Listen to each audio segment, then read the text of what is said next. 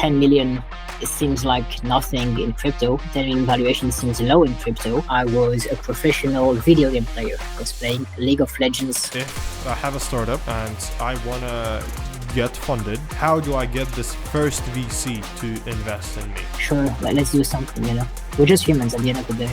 What are you looking for most in the decks, in the meetings with founders when you speak with them and you decide to invest in them yourself, or you give your community an option to invest in them? Most investors, they care about investor traction more than a user traction. I also met Kai Davis and Su Zhu in Dubai from 3 Hours Capital. Hello guys. I'm very glad to welcome you at the UX DAO podcast, where we speak with Web3 founders about them, about their life, and about their projects, and about the Web3 industry in general. And today we have our first guest, my amazing friend, Alex from Gains Associates, who's the CEO of Gains Associates and Udemy. So, hey Alex, how are you doing?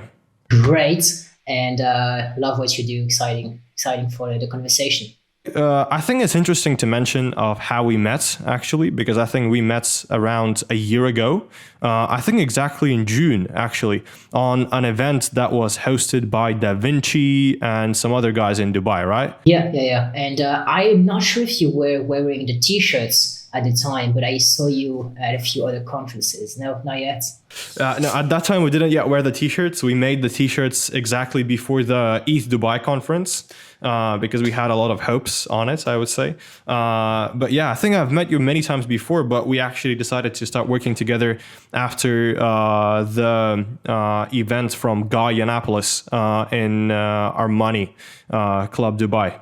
Yeah, and I guess it's a good lesson that, relationships take time, and sometimes you're going to meet people and you're going to work with them after 6 months. So if you keep on showing up and you're serious, then things might work out in the end. Yeah, 100%. I think that's one of the biggest problems in crypto in general is that people want returns super fast. And that kind of destroys the industry a lot because people fall into different scams, pump and dumps, get rich quick schemes, etc., rather than try to invest long term. What basically you do.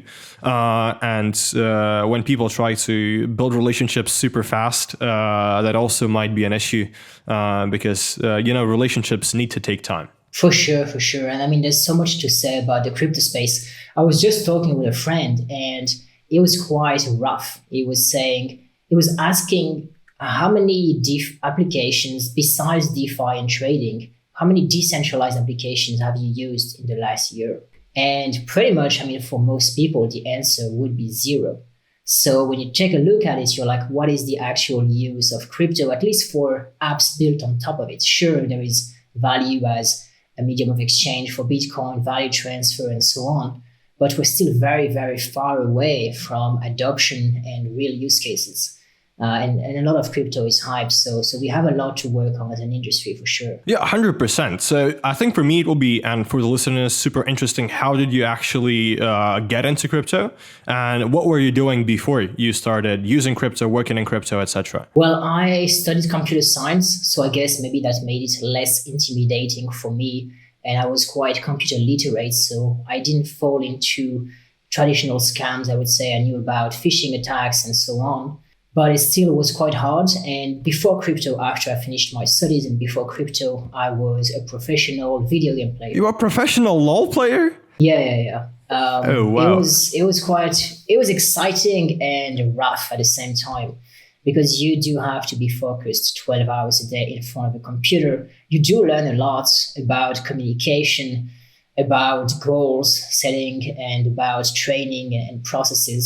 It's a very tough environment. We had a mental coach, just to tell you, because it can fuck up some people. And yeah, it was great. Also played in front of a few hundred people, but was quite burnt out after roughly 6 months. And a friend told me about crypto in that period, which is just how I went into it. What year was it? That was at the very end of 2017. So pretty much peak bull market. Bitcoin, 20K. And for how long did you do professional esports? A bit more than 6 months, but that was enough to kind of know the scene and also get quite burnt out after 6 months. So what would you say, how much money were you making, if it's not a secret, while doing esports? I wasn't making much, so we were not paid. The organization we had would pay us hotels and train and food when we had competitions outside of Paris. It was just local competitions in cities like Poitiers or Lyon. And then we'd have some cash prize, which would be just a few hundred. So it wasn't really enough to make a living out of it, to be honest. And this is also when there's a few times in my life when I realized talent is a real thing.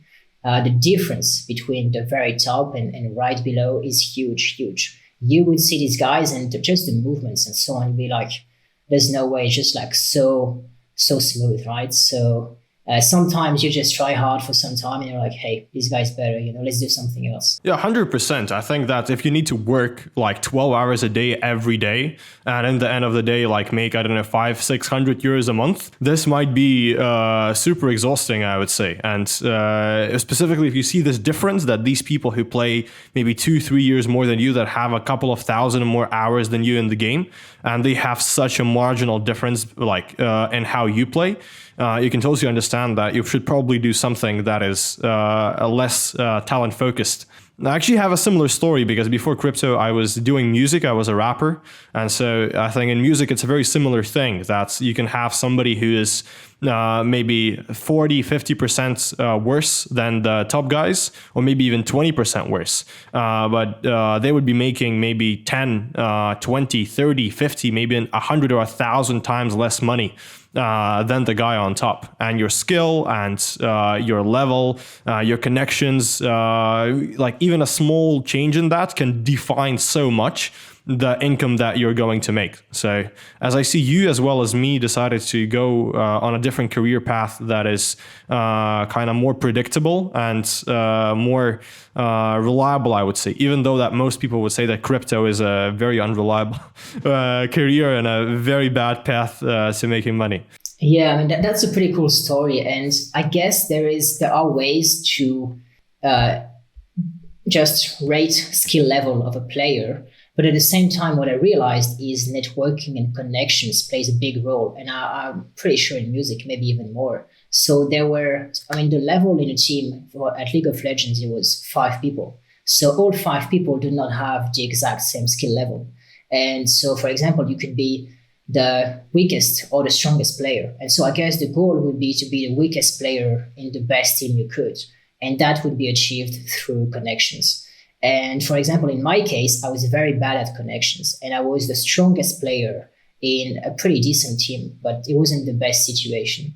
So, and in crypto, it's the same. You have projects which maybe don't have the strongest fundamentals, but they're 1 or 2 guys in the team. They're very good at talking to people and they get crazy partnerships. So the human factor matters a lot in life, everywhere. 100%. Specifically in a city like Dubai, I think that the only main benefit of Dubai as a city to live is people, and that you can get to these people because Dubai brings out the best people from all countries, and you can easily meet with them. And there is tons of events on crypto and real estate that are covering where you can actually meet these people. But so it was 2017, in late 2017. So Bitcoin went to $20,000. People were selling their houses to invest in mining facilities.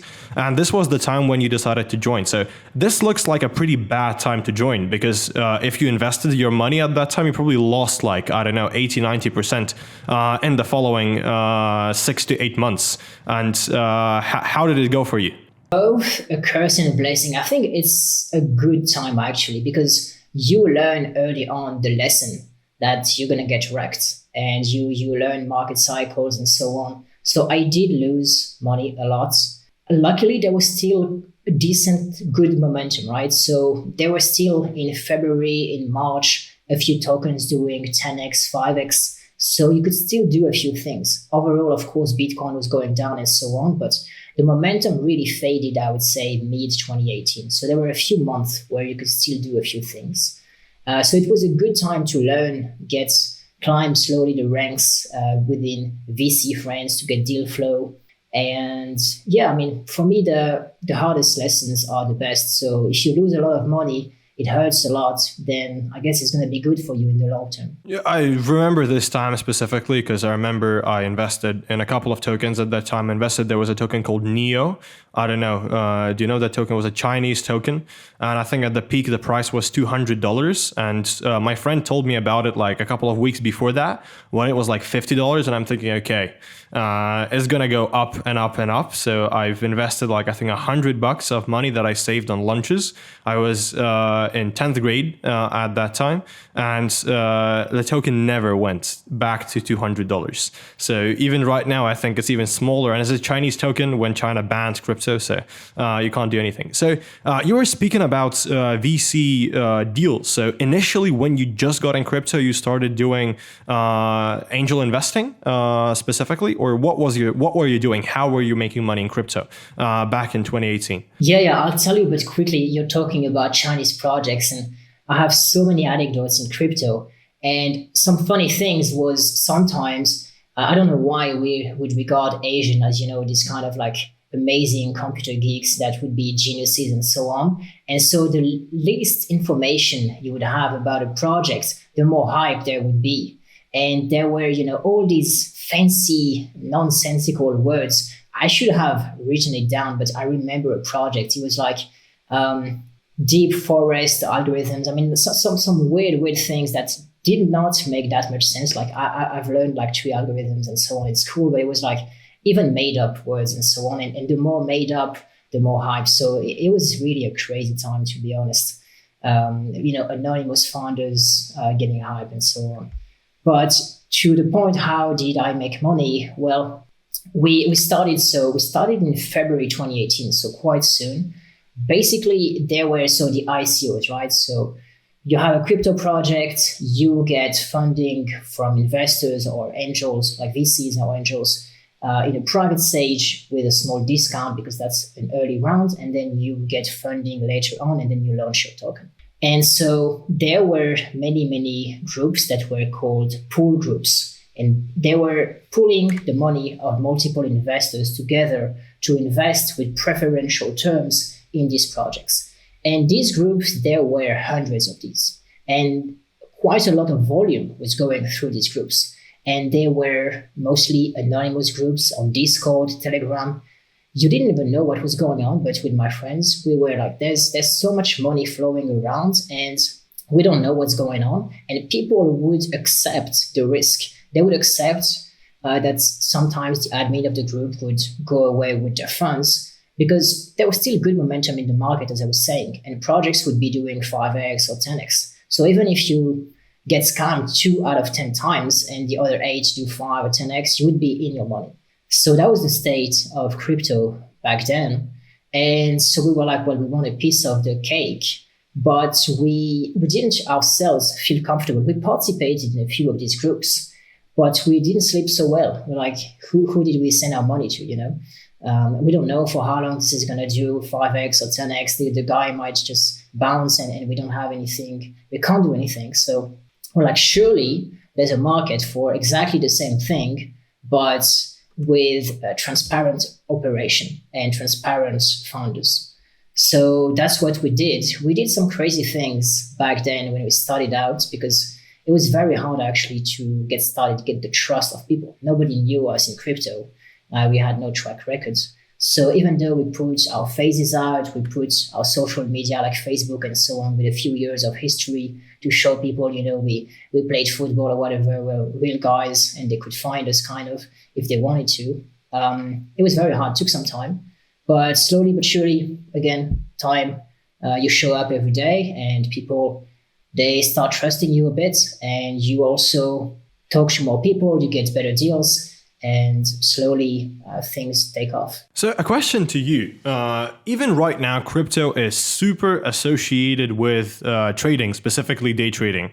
And I think that back in 2017, 2018, crypto and trading were almost synonymous. But on the other side, you decided not to go in the trading route and blow your account on BitMEX, which was the most popular exchange at that time, which stole around $2,000 or $6,000 of my money. I don't even remember how much. It was a long time ago, but I lost some money there. And you decided to get into these types of private round investments. What stopped you from from blowing your accounts with 100x leverage trading and moved you into like investing in private rounds? Well, I didn't blow my account, but I was partaking in trading a bit. I think everyone kind of did. It's just so appealing. So I did lose money, and there's a meme which I like a lot. If we find it, maybe we'll put it on the screen. It's this meme, it's like a big pink thing in a box. It's like, oh, trading sounds nice, and then it gets hit by this leverage trading and liquidations and so on, and it goes back in the box but much smaller. It's like never again. So for me, this is the perfect thing. And it's so hard as humans. It's almost impossible to learn from the experience and the advice of others. Maybe because we have too much ego or something, I don't know. But I think it's important to go through it personally. You win some, you lose a bit more actually. And then you're like, okay, unless you're part of the 0.01% who, they have the mental for it, they have the capabilities, and sure, there are a few profitable traders. It's clearly not for the masses. I think the masses, they should buy and hold Bitcoin, maybe do a few other things, but definitely not trading. So I guess I had a good intuition, lost some money and stopped early enough. And also I saw the results with private sale investments. And the great thing compared to doing the same thing with equity was that in crypto, you would invest in a so-called seed round and your token would be listed 3 weeks after, which never happens. If you invest in equity, you have to wait years for a liquidity event, an IPO or something to get out, or maybe a few Series A, but you need the investors to accept that their money is not going to go entirely to the company, but to buy out early investors. So anyway, just passing the details, I could see that private sale and seed round investing was working, and the feedback loop was actually quite short. So, and I was like, okay, stick to what works. Sounds super reasonable, because in our videos on Instagram, YouTube, and TikTok, we like to make fun a lot of traders. We right now found a new way how to predict the market price, the new secret source of technical analysis, which obviously, in my opinion, is just astrology, because people make different decisions based on technical analysis, the same way how different astrologists or numerologists will predict you different types of futures based on your date of birth and time of birth and all of this stuff. So there's this new AI from Adobe Photoshop called Firefly, from Adobe in general.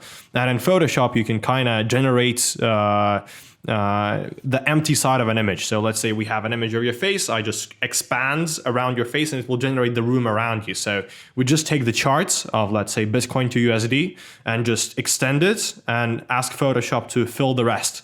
And it gives very accurate predictions. The only problem, it gives 3 different ones, but kind of the same as technical analysis. Also gives you many different ways how and where the token can go. But yeah, that's super cool. And so basically from what you were doing with these pools, you decided to start forming your own pools and get people to invest together with you, right? Yeah, pretty much. We did lots and lots of things to attract people, to get good deals. For example, I had created more than 20 Facebook accounts, and so Facebook was quite a thing actually. There was Telegram, Facebook, and Discord. And we tried to get people from these other groups to come and join us. So we're like, hey, we're in your pool group, we have these cool deals, join us. But the thing is, obviously there's a timeout. So we would do lots of manual grinding with different accounts, sending DMs. And back in the days, I knew the limits because I had reached them. So I was like, okay, I'll send 49 DMs, wait 24 hours, and then do it again so I don't get my account restricted for a week. And I would do the same thing with multiple accounts on multiple platforms to get traction. So it's not as easy as it sounds. There's lots of grinding when you start something and lots of kind of tricks that you have to pull off. Why did you decide to choose this type of path of marketing by basically cold DMing people? Because I think it's kind of like when somebody cold DMs you, specifically these days, the only thing that you have for this person is distrust. Because if somebody DMs you, hey, I'm going to help you to make a ton of money, you obviously think that it's a scam. The same way as if somebody sends you an email, I'm a Nigerian prince, I'm dying in 2 weeks, please take my inheritance. How did it work out for you? How did people believe you when you were doing like one of the fishiest things that you can possibly do to get people to invest with you? Yeah, I mean, that's very true. I think maybe it was a bit different back in the day. Less cameras were doing it, but pretty much we bet on volume, and we didn't have many more options or creative ideas. We didn't know influencers who would talk to their communities that were doing cool things. We talked a bit with word of mouth to people who already knew us, but pretty much we did something like this and like, hey, let's do it. We tried it for maybe a couple of months and then stopped, because when we reached not critical mass, but when we had some traction, we did notice it wasn't as effective for the time we would put out. But when we started out at first, we knew no one, and we're like, oh, let's do this. So, it worked. It was kind of a brute force approach. Maybe there are better options. I would be curious, what would you have done? It depends, I would say, how much money I have. I think that's the biggest question. But at that time, I remember that crypto ads and crypto advertisement was crazy expensive, specifically on different websites that were used for shilling, like websites like Top ICOs and stuff like that. They were like very expensive ads. I think like a couple of $1,000s for a day for sure. And so if you're just starting out to do something, this would be not the best approach to go, because you first need to spend the money that you make rather than spend the borrowed money or something like that, because you can just lose everything. So it would be interesting what I would do, but I think the best thing that you could do is I don't know, actually. That's a very good question, because the market conditions then were very, very much different, but probably content, I would say.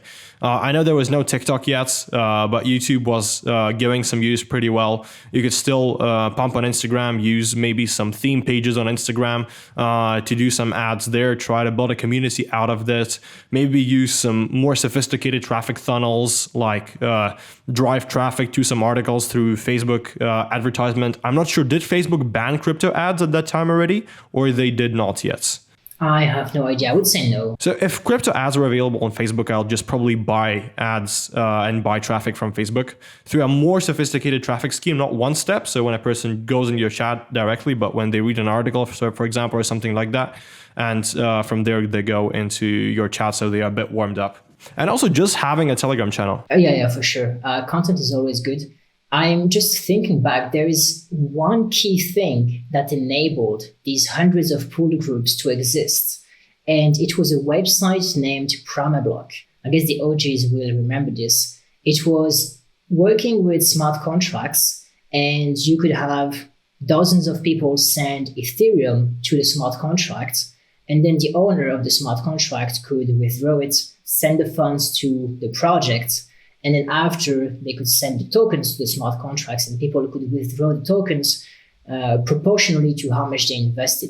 So the pool owners didn't have to maintain Google Sheets and to look at blockchain records to manually see, okay, this guy sent 1 ETH, this guy sent 1.2, I need to send them back X and Y amount of tokens. So this tool, which is not in use anymore, was used by so many groups, and I think it enabled a big page in the history of crypto, actually. So a single website was very useful and widely used. Yeah, that's absolutely amazing in the way how smart contracts allow these type of kind of a bit trustless transactions to happen, where you don't need to rely on Google Sheets, because that's pretty shitty. I remember I've participated in some pools in early 2021, and they were using Google Sheets, not Permablocks. So I understand this is a pretty big hassle and involves a lot of time and accuracy with what you're doing, because if you forget somebody, that might be a big issue.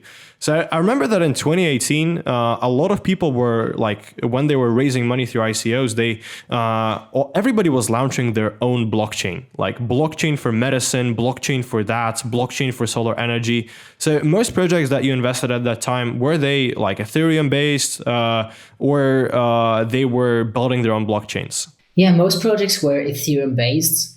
To be honest, it's still the case, and I think it's kind of a disease we have in crypto, which is that everyone thinks they're good enough and have what it takes to build their own project.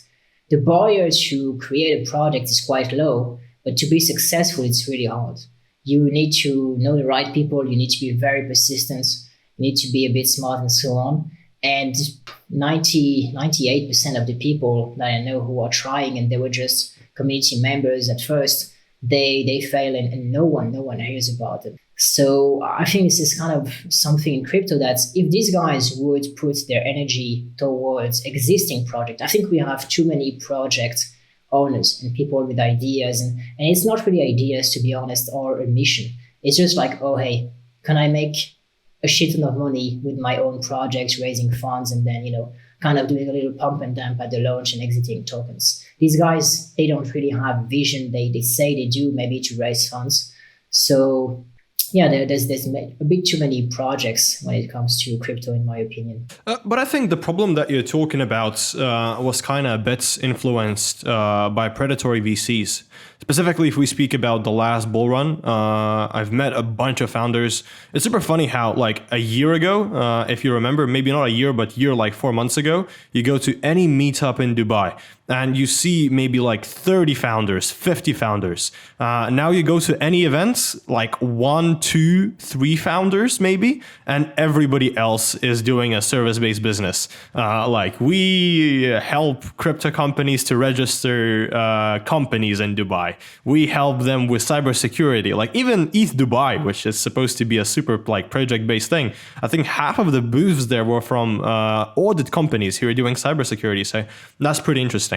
And I remember all of these founders telling me that basically VCs would tell them that even if they don't need a token, that they need to create a token, and they need to have no vesting for the VCs.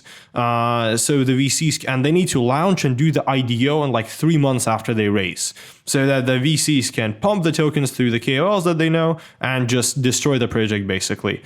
Did you see this from your side? Yeah, I mean, this could be a whole podcast, but actually maybe several episodes with different people in the space. But the VCs, when you get, I mean, for me, I was really disenchanted when I climbed the tiers, if you would, like, tier B, tier A, and so on, VCs. And I was getting to speak with these guys, and we were chatting about, oh, what's your investment thesis, or how do you choose projects, and I was just seeing, we're making intros for them. And so I was seeing on a daily basis how some of these guys that have pretty good reputations, how they operate and talk to projects.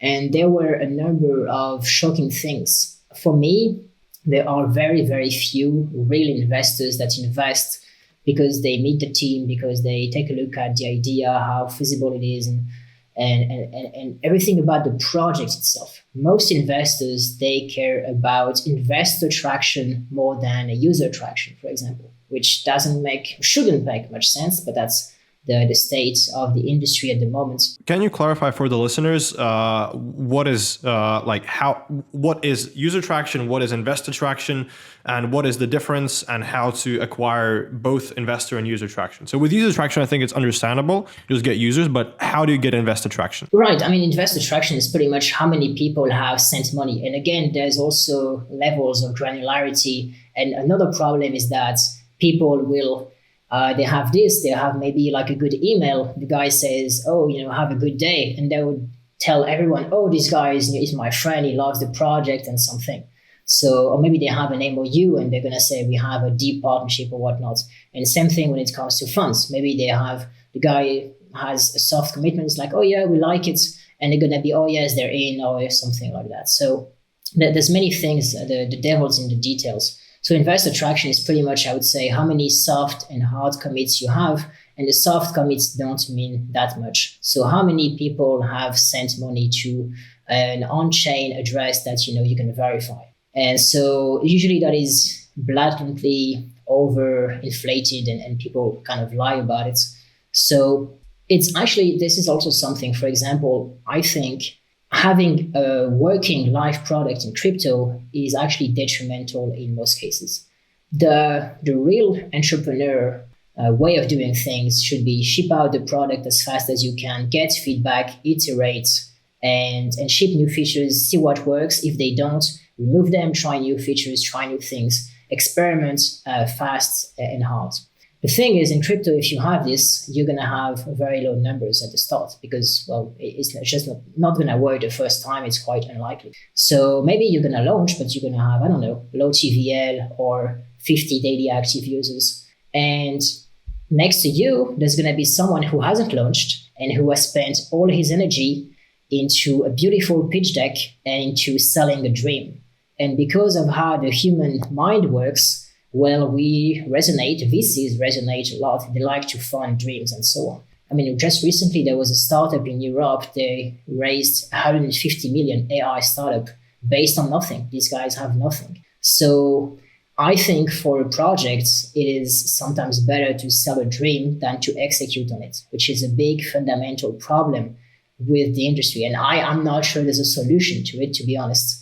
Added to the fact that most VCs are followers and so on. I think there is a solution, which is, I think, quite simple. It's a word that consists of 4 letters, TIME.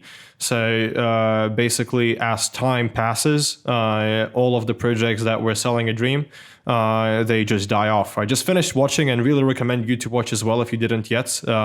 Amazing series on Apple TV called We Crashed, about the story of WeWork, where people basically had a real estate business and somehow raised and got a valuation of like $47 billion on their real estate business, which is absolutely crazy with where they overpaid leases and with this crazy mission statement to elevate the consciousness of the world and building a school and all of this type of bullshit, where they had a dream and they were selling this dream. But eventually, right now, WeWork, I think, is filing for bankruptcy, if I'm not incorrect. Even when they got some good management of good finance people, there's basically, they still died just because initially the startup was founded on bad premises. So maybe you can get some traction and raise some money in the short term by selling this dream to investors. But do you know any startups that actually succeeded with the selling of a dream and exist still after 10 years? Well, for example, there are quite a few gaming startups, and they had at least valuations of hundreds of millions with no game launched. And I think if the game was launched, then people would realize the game is pretty shitty. And the token also would collapse faster because of Ponzinomics. So I do think that launching is maybe not the right way if you want to get short-term traction. But I agree with you about time.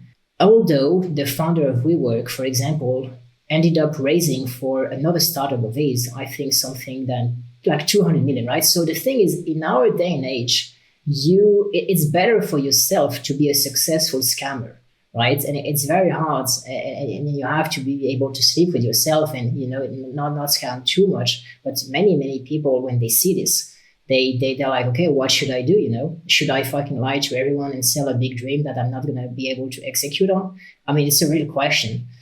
For me, no, right? But I also met Kyle Davis and Sue Zhu in Dubai from 3 Hours Capital.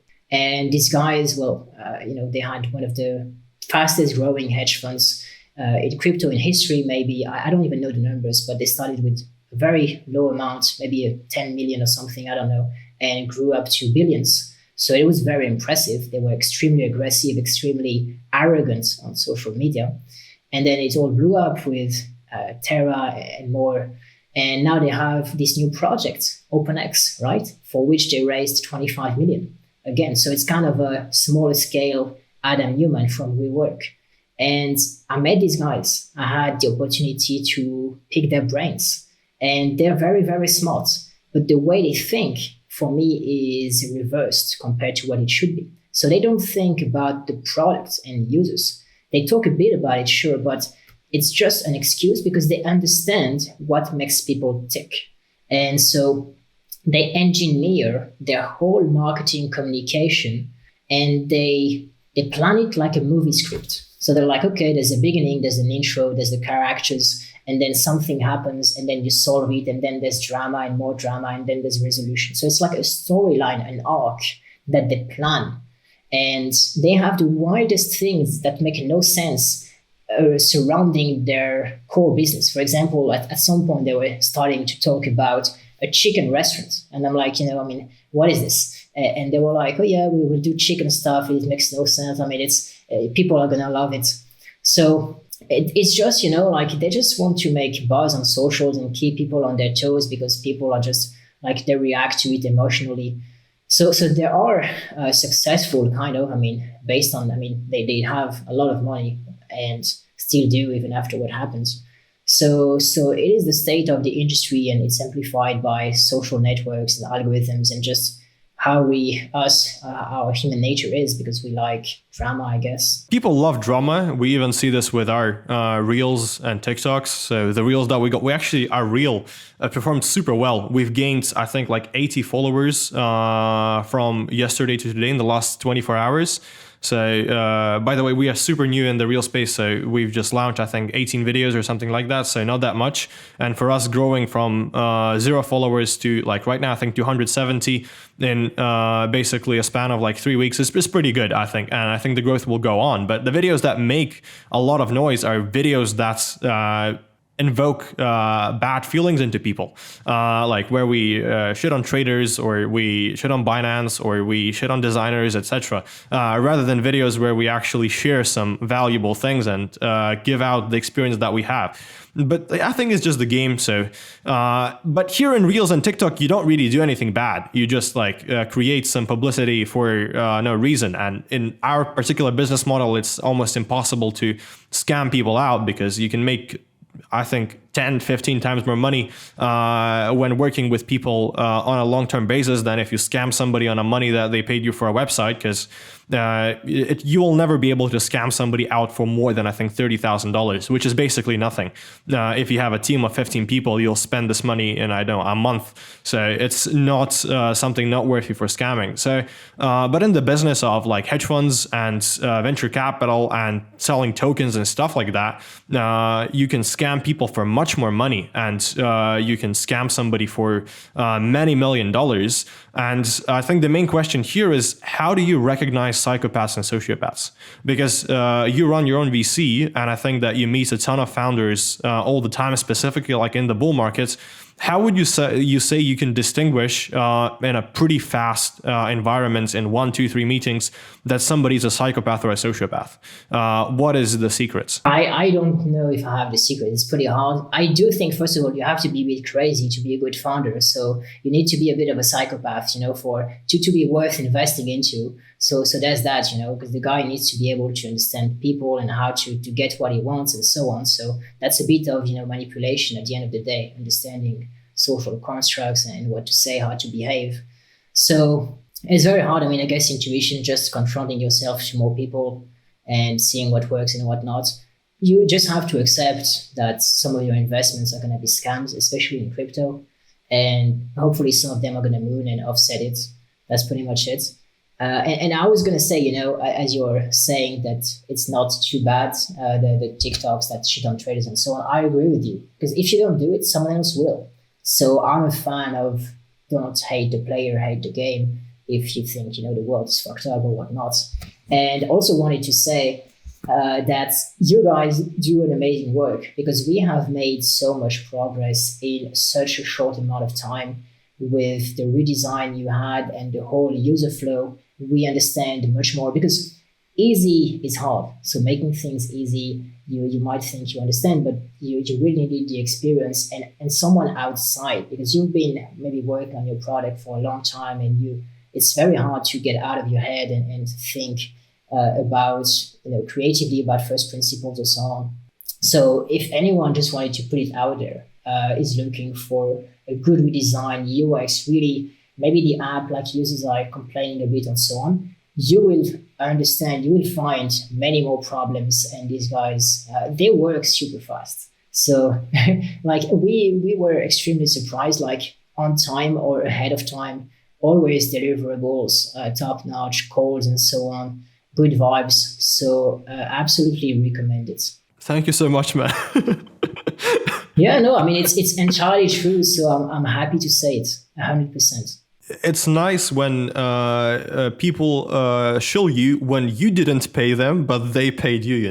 That's a very good quality mark. But Thank you so much, man. A question then regarding the games platform and what you're doing right now, the community VC thing. So, how did you get from doing these investment pools into raising money and becoming like a proper VC yourself? And how did you decide to make a platform out of that? And what was the mind thought behind that? How did you do that? Yeah, it just evolved naturally over time.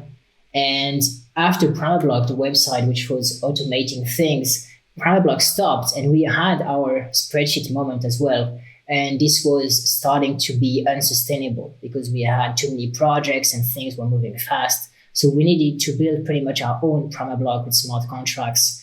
And that was just the natural direction of things once again. And we need to be more professional. We're also working on being regulated, and it's kind of needed because things are moving with governments and so on. But we want to keep the crypto ethos. So most likely there will be KYC, but we want to have zero knowledge KYC.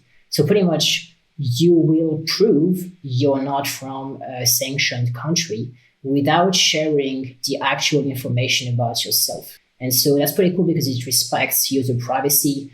It's it relates more to what crypto stands for, but at the same time we can show, hey, we're doing things right.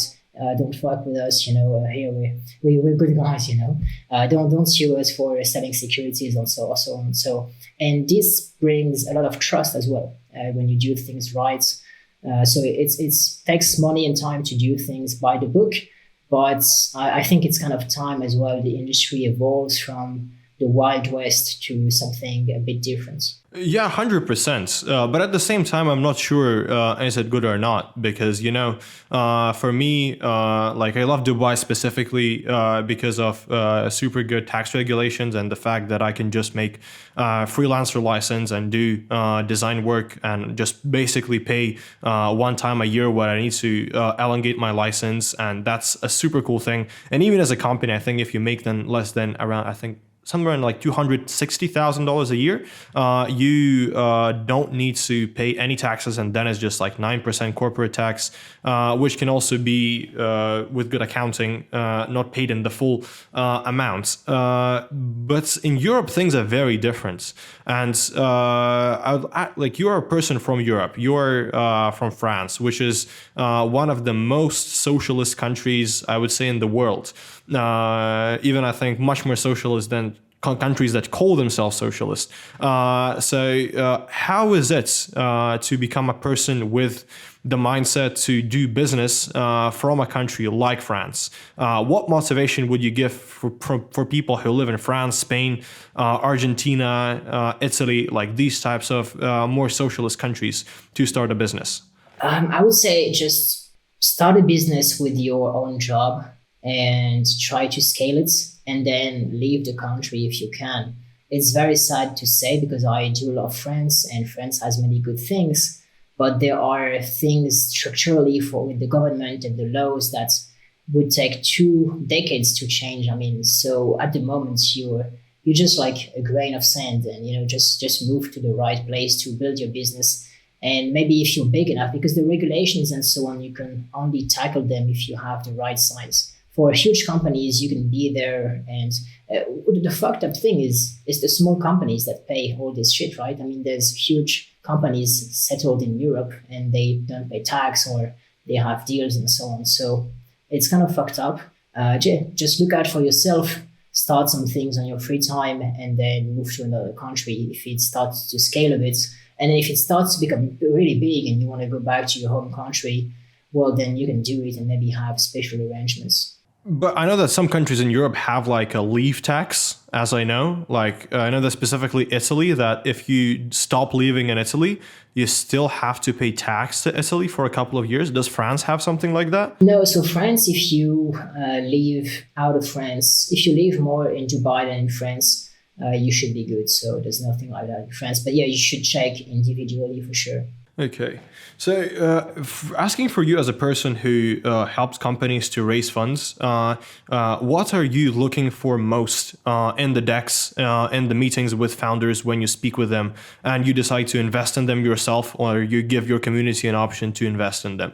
specifically in this bear market? So there's a few things. First of all, I hate the meetings when I don't understand the guy, either because he has bad internet, he speaks with a rough accent, or because his idea is too technical and too complicated. If I can't understand it, and I've been in crypto for fucking 6 years, how will people understand it? And people need to understand it to buy it. Except if you're very good and you're gonna bullshit them with special words and make them think you're a genius because they don't understand, which happens very rarely. So you need to be able to present what you do in a simple way. That's the first thing. And then team experience, and especially what has a lot of value, is a track record of either in crypto or exits in the real world. That carries a lot of weight for me. We do put a lot of weight on the team. And then we ultimately don't decide how much funding the projects will receive. We do decide which project we want to bring to the community, but then every member of the community decides if they want to invest 0, 200, 500, or 1,000, and then everything adds up. So it depends on trends, it depends on the valuation, it depends on how strong the team is, it depends on the names they currently have for investors, for launchpads, for exchanges, and for partners and clients. So I mean, it's the sum of it all, right? And yeah, we take a look at everything.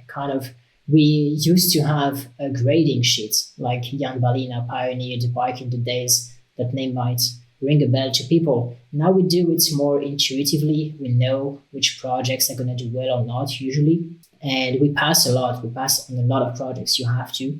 So yeah, I would say low valuation is important, team, and the right names. That's pretty much it. So you do think that having a super high valuation is a problematic thing for a company? Yeah, I mean, we've made a few investments in high valuations, like in the hundreds of millions, but that was in a different time. In a bear market, it really does not make much sense. And valuations are already inflated even in the bear market in crypto. Like 10 million, it seems like nothing in crypto. 10 million valuation seems low in crypto, but a 10 million valuation in equity would be a company that has a fucking good revenue and users, and crypto companies do not have that. So when you compare the fundamentals, the valuations are still quite high in crypto. So I've seen this guy on TikTok that says that you should never have a valuation lower than $3 million. No matter what you have, you shouldn't raise on a valuation lower than $3 million. What do you think about that? What is the lowest valuation you can raise on? Yeah, I think that's decent. I think the lowest we've seen was maybe 5, which was very, very low. So it's all a game as well. The VCs, they're not investing because they want to get the best price. So there's not really a secret alliance or something, but since everyone is careful, well, the companies, they have to rely on being self-funded. And so as time goes by, their funds, they get thinner and they have less reserves. And so they're more likely to cave in and say, okay, we wanted to raise at 15, we're going to do 10, and then we're going to do 7. And then the VCs, they're going to be, okay, we'll invest at 6. And then maybe a deal is going to be struck. So it's all power dynamics at the end of the day. And the VCs, they might be your friends. Incentives will be aligned in a way once they have invested. But before that, not really. And what happens with many VCs, and sadly we have to do it as well, it's the game, is we get in touch with promising projects. And, if they don't have traction investor-wise, well, we have time. Why would we invest first? Because it's a risk if they don't get funded after. If we can be friends with them, help them out a bit, and keep the door open, then we can squeeze in, maybe not exactly at the last minute in the round, but later when it's more safe and they have people who have taken more risk by investing earlier. So many VCs, they just keep relationships with promising projects and, hey, how's the fundraising going and so on. And then they try to squeeze in if they see something good. And so if everyone does that and no one takes the lead, then nothing moves, which is why it's a big issue, because many people by design and to reduce risk are followers, even in the VC industry. So that's pretty much how the game works in a way as well. So I would like to ask you a question. If I have a startup and I want to get funded, how do I get this first VC to invest in me? if everybody wants to jump in on the boats at the last moment. How do I do that? Like, what is the secret? Do I need to interrogate the VC, blackmail them, get their private photos? What is the way of going? Look, I mean, these are creative ideas. I've heard a project got funded because they took drive with one LP at the VCs and they had a good time. And the guy was like, he's trying to, it's like, hey, you know, the next day the guy was investing for so I don't know what happened that night, you know, how many girls were involved or whatnot. But no, pretty much, I think it's about building a connection and trust. There's a sentence I actually coined, which I think is very true. If you want to raise funds tomorrow, start by making friends today. So you need to get to know the VCs. And I blog and I delete at least 10 emails per day on an email we have. And we also have a contact form anyway, from people who just cold email and send pitch decks and try to pitch. It doesn't work. So because it's just like people don't know how to do it. They don't know how to make it short and sweet, and they don't have good arguments anyway. So you need the investors we've had with UMIM, for example. They were all people we've known for years. So because they trust us, they know us, and so on. So it's just get to know people, exchange maybe, you know, share tweets, share memes, exchange points of view about the market, about anything, and network your way in. And then tell them you have a project, sure. And then, you know, hopefully it takes less than years. But maybe after 6 months, you'll have your way in. But if you just cold email is actually detrimental for a few reasons. But first of all, your cold email is going to be bad. You're not going to be able to make it short and capture the attention, make the guy curious. So 99% is going to block it and delete it. And that is going to lower your ranking in the algorithm. And so you're going to appear more and more in the spam folder.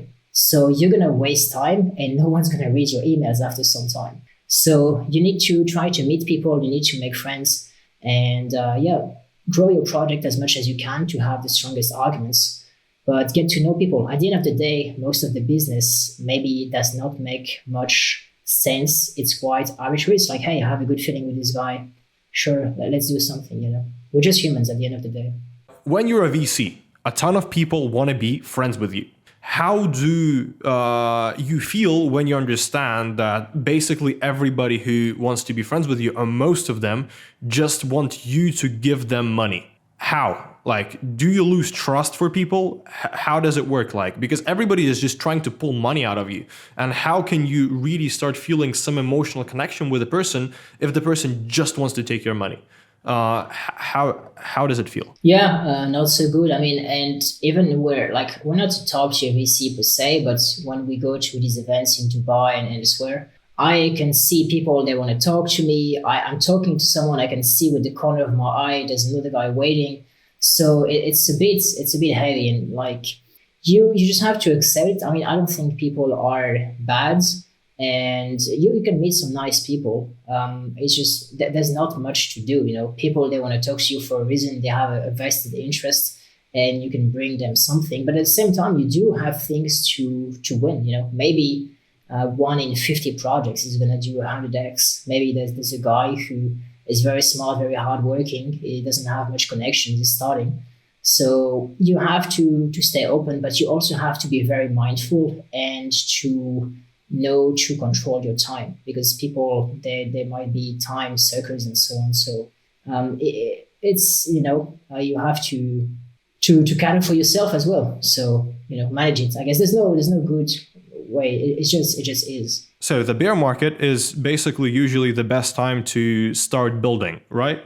And a question would be that if you want to build something or start building something right now, what is the best type of problems, the best type of industries inside crypto to start building it at this moment in mid 2023? Okay, let me go back to the question just in a minute, because a good anecdote came to mind. Yesterday, there was Elon Musk in Paris, right? So everyone is the same thing. Elon Musk could be the ultimate investor. Everyone wanted to talk to Elon Musk.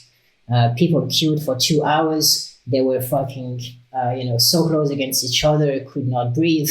And then Elon talked for about an hour. There was a time for question. Everyone was jumping and throwing their heads. Hey, me. Let me ask Elon a question.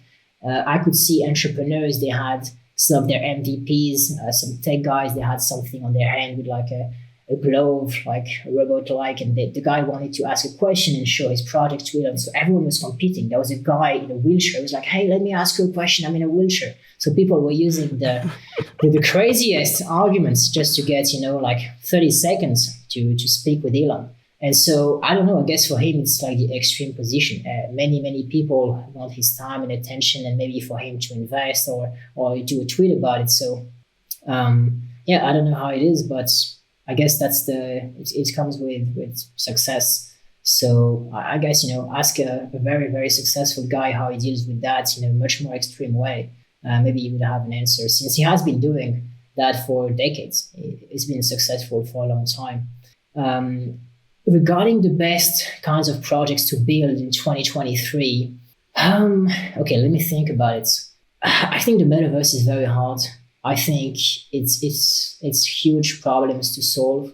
If you're not Blizzard or Activision or EA, I think it's almost nearly impossible. Yeah. Like there's huge technical issues to solve with getting even 100,000 people online at the same time. So there's attracting people, and then there's making a world that's, is going to be good and look good and not like. So I would scratch the metaverse for sure.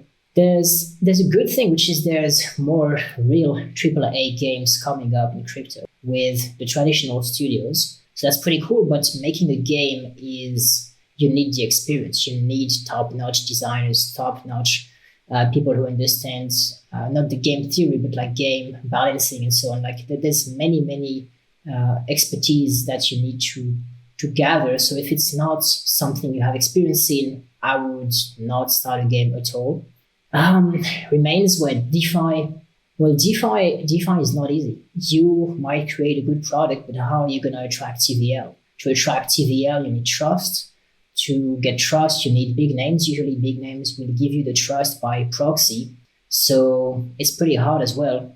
To be honest, it's not easy. I'm not sure the direction matters. I would say maybe content creator would be the best, like not a project in itself, maybe content creator. That's what I would say. Yeah. Projects wise, I mean, it's quite hard. At the moment you can build, but getting funded is also very, very hard. Like for example, we are getting funded slowly but surely with Yumin, and we have close to 6 years of experience in the space. So if you come in and you don't have a product, you don't have many things, you don't have the contacts to VCs, well, you're never going to be able to do anything. And you do need to be a bit crazy, I mean, to start this. Yeah. What about these new big trends? You think if you had to? If I would build something, I would build something very simple so that the MVP could be built in less than 4 weeks for sure. That's the cost of building the MVP, even if I would hire somebody to build it, would be less than, $2,000, $3,000, $4,000. So a website plus the web interface, because I think you should build something on web in the start. Even if you want to build an app, don't start by building an app. Developing apps is super expensive, super complicated. It's a very, very hard thing to do. So I would probably build something web-based, something very simple that can be built in 4 weeks. That solves a very particular problem of a very particular user base. I would obviously start with market research. I would maybe test 3-4 different ideas at the same time, try to get people's emails before building the idea. I think that's one of the major things, just building a landing page and trying to drive traffic to it by different means and collecting people's emails. If I would see that there is particular interest to get emails to join the waitlist, for example, from a particular idea, I would pursue building this idea. And also another thing, I would try to build an idea in the way that I could start making money from it in a short time. So with little overhead costs, so I could start generating revenue simple and fast without the need to actually raise capital. Because I think that if you're specifically a young person like me, I'm 21 years old, and you want to rely on raising VC capital, and this is your main source of belief in your project, it's a very hard thing to do, because instead of building a product, you spend all your time trying to fundraise, and people generally don't like giving money to very young people. So a good way is to instead of doing something in this type of fashion of startups, try to do something in the fashion of indie hackers, where you try to build a product that can generate revenue on its own, where the customer acquisition cost is lower than the LTV, and you can just start making money right away. And so another thing that comes to this is to build a product that is not mission focused, I would say. So not a product that aims to help humanity, solve world hunger, etc., but a product that aims to just make a ton of money by not scamming anybody. Because I think that we spoke about psychopaths. And I would say that one of the major ways how you can understand that somebody's a bullshitter or a psychopath, that they speak about helping the world more than they speak about helping themselves. So if somebody says that for them the mission to save the world is more important than the mission of getting money into their pockets, they are probably lying. And this is a way to deceive you from their real intentions, I would say. Because unless you're a very, very rich person, there is no reason why you would actually think about helping the world and making it better more than about putting some money in your pocket. So we run an agency, we have some sort of mission to help projects, etc. But our major goal and kind of our business model is to find cool projects that have cool technical teams, that have a cool product, help them out, cover our own costs and the cost of living with the money that is getting paid to us in USDC, USDT, and hold their tokens that they pay the second portion of the price in, and try to help the project as much as possible to the bull run. So in the bull run, we can sell these tokens at 10x, 20x, 30x, etc., and we can become very rich. Just the thing is that we understand marketing and design very well, so we use this to make money. But I'm never going to say that my main motivation in life is just elevating the UX of the world. Obviously, it's a thing that I want to do, specifically elevate the UX of crypto, but eventually to make a ton of money, not the other way around, because I'm not a son of a billionaire and I don't have that much money that I can just do nothing, and focus on art or something like that. So I think that's one of the main things. And obviously no metaverses. Metaverses is a big scam that's nobody is going to be able to achieve unless you're Rockstar, EA, or an Activision. And another question that I'd like to ask you regarding this topic is, what do you think about RWA? Look, I do think the thing is the market is huge. It's I don't know how many trillions, right? If you take a look at real estate, it's art, plus maybe metals that you can tokenize and trade. And sure, there might be optimizations. For example, if you tokenize gold, it might be easier to send gold, NFTs that you can redeem against real gold to people overseas. But the blockchain brings a bit of trust. I guess you can already do that with traditional databases. There's a few real estate projects. They're working a bit. Their TVL is not so big. For me, it's gonna take more time, because the thing is, the people currently in crypto are not interested in borrowing real world assets. And this is the biggest disconnect, especially for real estate crypto projects. For me, it's linking two opposite things. Real estate is supposed to be so safe, gives maybe, 10% yield. If you're lucky, maybe 4 or 5%.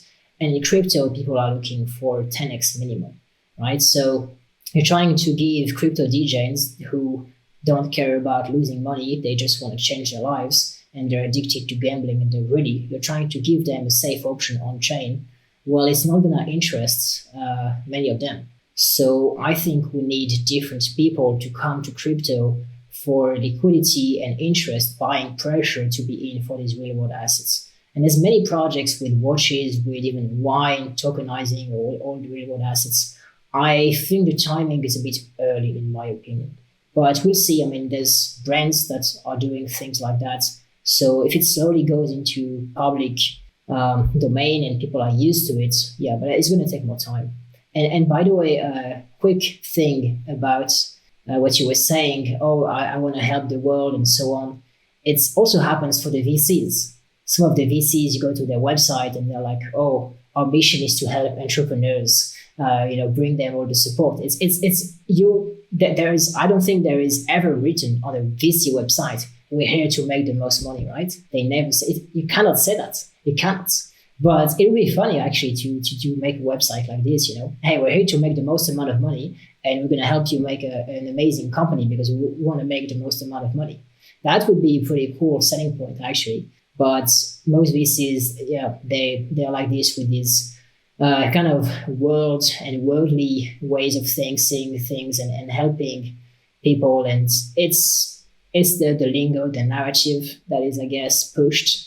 But it's a bit of bullshit, yeah. I think the major thing here is that if you're having an argument and you're trying to win an argument using these rhetorical terms that like speak about helping the world and all of this type of stuff, they kind of win. And also the media generally hates people who are just focused on making money.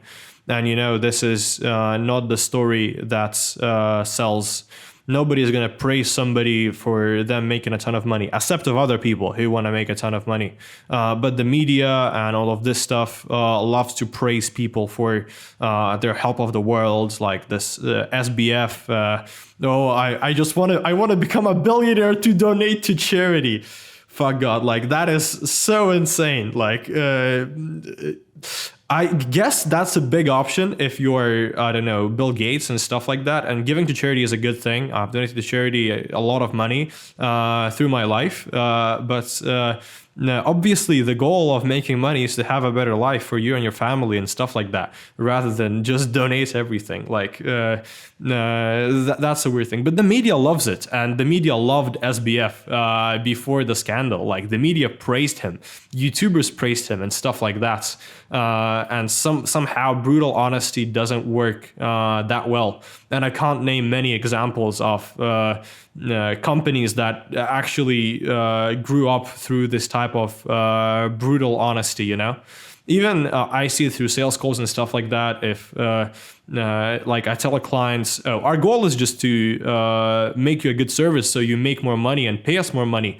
I never close a lead where I said something like that, even though that is pretty much honest, because somebody's going to pay us twice only if we help them to make more money, Nobody's going to pay us another time if they lost money with us. But people like to see a much like better picture, I would say. People like to believe in ideals. Yeah, true. I mean, I guess understand people. So, oh, by the way, regarding the question, like 2 questions ago, I do think regarding the projects in 2023, it doesn't have to be something AI focused, but I would leverage AI for sure. When you were saying, hey, create the MVP in 4 weeks, if you don't have technical skills, I would leverage AI to get the design, to get the code and so on and get you up to speed. But if you don't have technical skills, your goal should be to find a CTO at first. And if you can't convince a person who can be a CTO to work on your project, I don't think that you should do a project. Like that's, I would say, the main thing. Because doing a technical based project, which crypto is very much technical, without the ability to convince somebody with technical skills to work with you, or your own ability to code, is a very, very dumb idea. Like you will fail almost guaranteed. Or you disagree with me? Yeah, I would disagree a bit. I think that might apply to the real world, which is a funny way of saying Web 2. I know, I can't name names, but I know layer 1 projects, not in the top 50, but pretty solid layer 1 projects that have raised 10 million plus, and they are outsourcing their tech they're building tech, right? So they should have an in-house tech team with PhDs and so on. And they're pretty much paying, I don't know, like 100K a month to an agency and that's it. So, and they're making do, they have good investor traction at least. So you can, make do with many things. And it's not easy to find a CTO. I mean, finding a CTO is going to take you a lot of time and meeting people. And if you don't have that many technical skills, how do you evaluate your CTO? For example, I was lucky to meet my CTO in engineering school, and I knew he was good at coding and so on. But if I didn't go there, how would I have went about finding the right CTO? I think it would be pretty hard if you, for example, did a business school. So yeah, I don't know. I think you could bootstrap something, especially with AI recently, on your own, or maybe with a few friends that kind of help out a bit if there's details. And then maybe you can find a lead dev or whatever you want to call it later, a CTO, hopefully, yeah. So the main kind of point of the story is start making friends with people who study computer science while you're in university. Because for me, I would say I have like maybe 5 people in my close circle that I could probably pretty easily convince to become a CTO in my projects, and that wouldn't be a hard convincement. And the first person who I convinced to become a CTO, he's still my friend. We started a startup when I was, I would say, 17 years old, and he actually invested around $25,000 in the company and joined as a CTO. So if I was able to do that when I was 17 years old, I think you should also be able to do that, because I'm not a master communicator and not a master negotiator or something like that. So I think it's very possible. You just need to be able to learn how to convince people, because if you can't convince a CTO to become your CTO, probably how can you convince an investor to invest in you? How can you convince somebody to be your clients? Etc. So I think that's still a good point. And obviously AI allows you to do many things without a CTO, but still. In school, for me, there's very few things I learned in school that are useful to me right now. For me, school, I'm realizing this, now and like recently. It's about meeting people, meeting friends that you can keep for life, because you when you leave things younger, then it's cool and it's hard to meet friends later, but also people you can do business with. So in school, you meet all these guys, and you know how smart they are, and you know if you get along with them, and that's how you can do things with them later. But learning stuff and so on, a bit, but not so much, in my opinion. About solo founders, do you think that you can successfully build a startup as a solo founder? Do you think that's possible?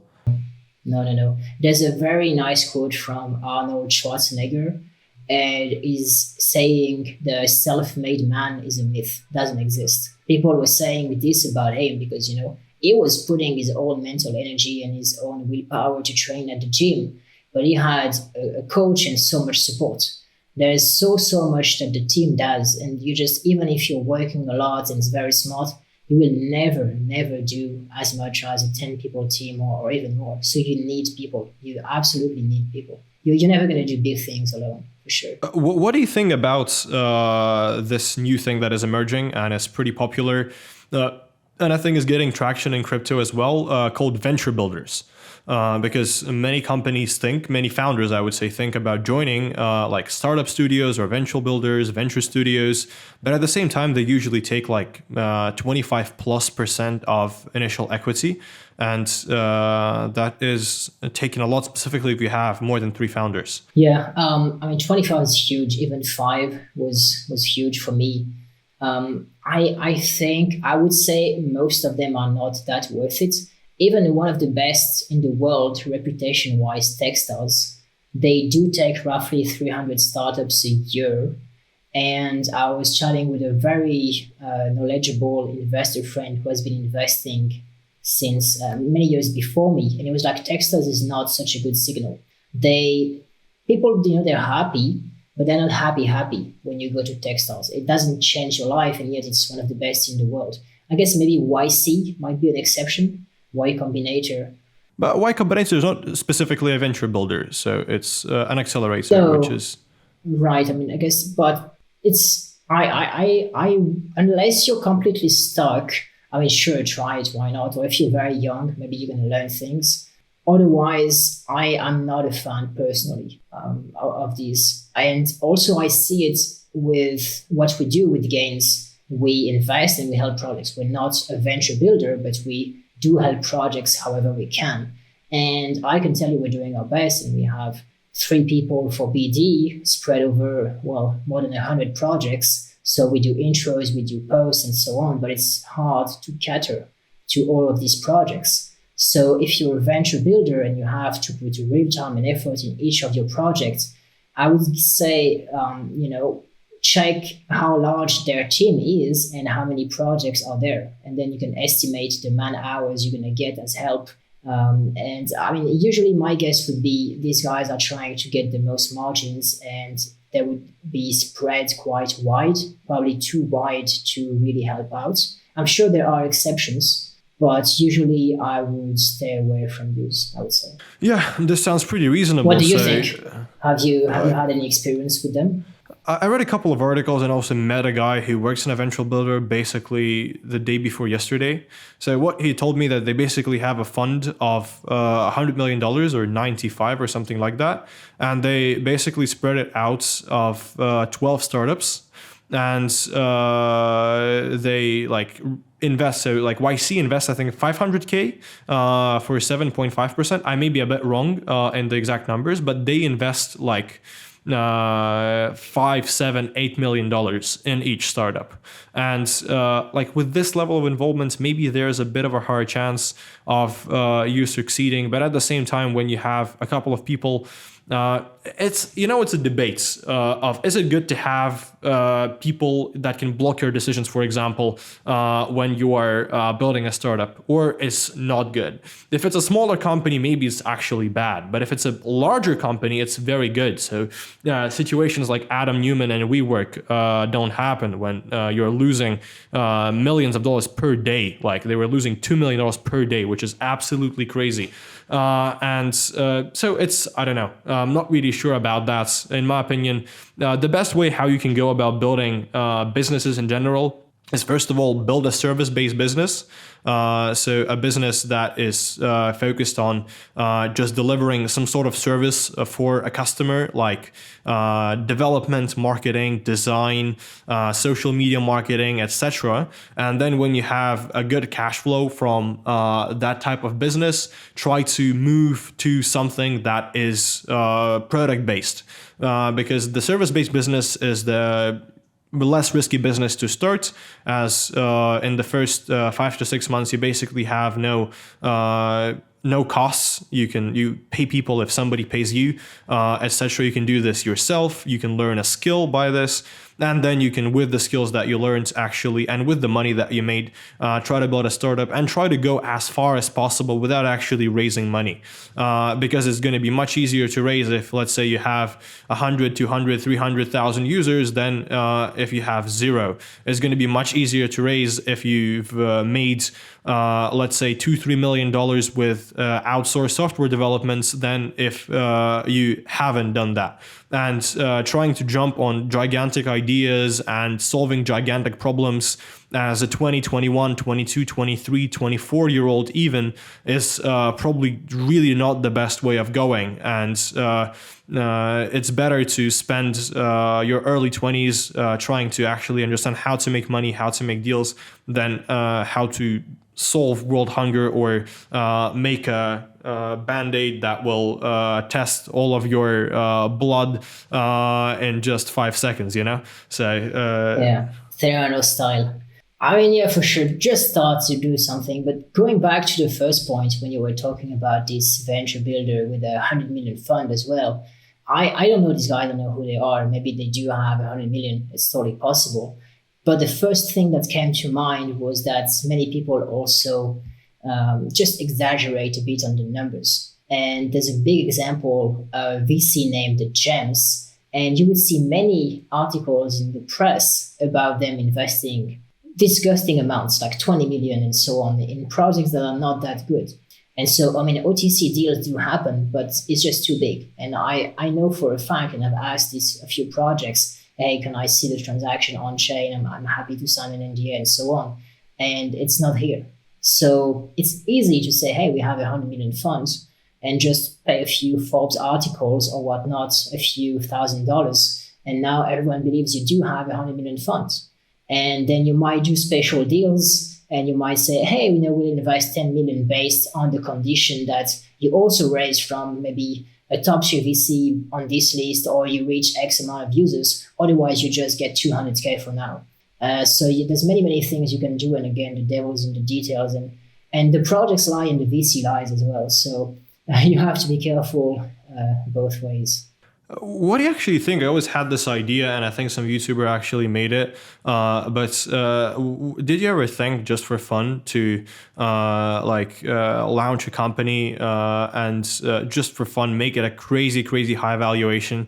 So let's say make 20 billion tokens and sell your friend like a token for $100 or $1,000 and have a couple of $1 trillion and just pay Forbes to post this, because this was always in my mind, and I think I'd like to do something like that just for fun, and that could be just a fun thing. What do you think about an idea like this? Yeah, I mean, it's pretty cool. It would be nice PR for sure. And again, also goes that many people don't understand the valuation and liquidity, right? Like this company would be totally illiquid. And if the token doesn't have any use case, you cannot extract any value out of the billion valuation you would have, which would be artificial. So you need to take a look at how order book, how thin or wide they are, and liquidity, and be wary of wash trading and so on. But it would be a great idea, like a great PR, to be honest. I think we should do it. Hey, let's do it for sure. Another idea like this, which is, I think, the crazy thing that I don't know why anybody does that, but I think it tricks with psychology, is the fact that all the meme coins are super cheap. Because basically when you provide liquidity to a token, you can provide any liquidity, and you don't have much things that contrast you. And so why nobody has built a meme coin that is kind of more expensive than Bitcoin? Because you can easily just provide the right proportions of liquidity in the initial pool and make a token that is going to be more expensive per token than Bitcoin. But nobody seems doing that. Yeah, I mean, the main reason is because meme coins are targeted at noobs, and noobs, they want to feel like it's cheap. And again, they don't understand the simple multiplication between price times supply equals valuation. So you might have, 1 trillion tokens with, less than a cent. Well, it doesn't make, might still be like 100 million valuation. So that's pretty much how people will think that zeros to... it will go to $1, and stuff like that. Let's remove the zero. That's the base meme, this meme coin to $1. That's why they do it, because it works like the simplest things.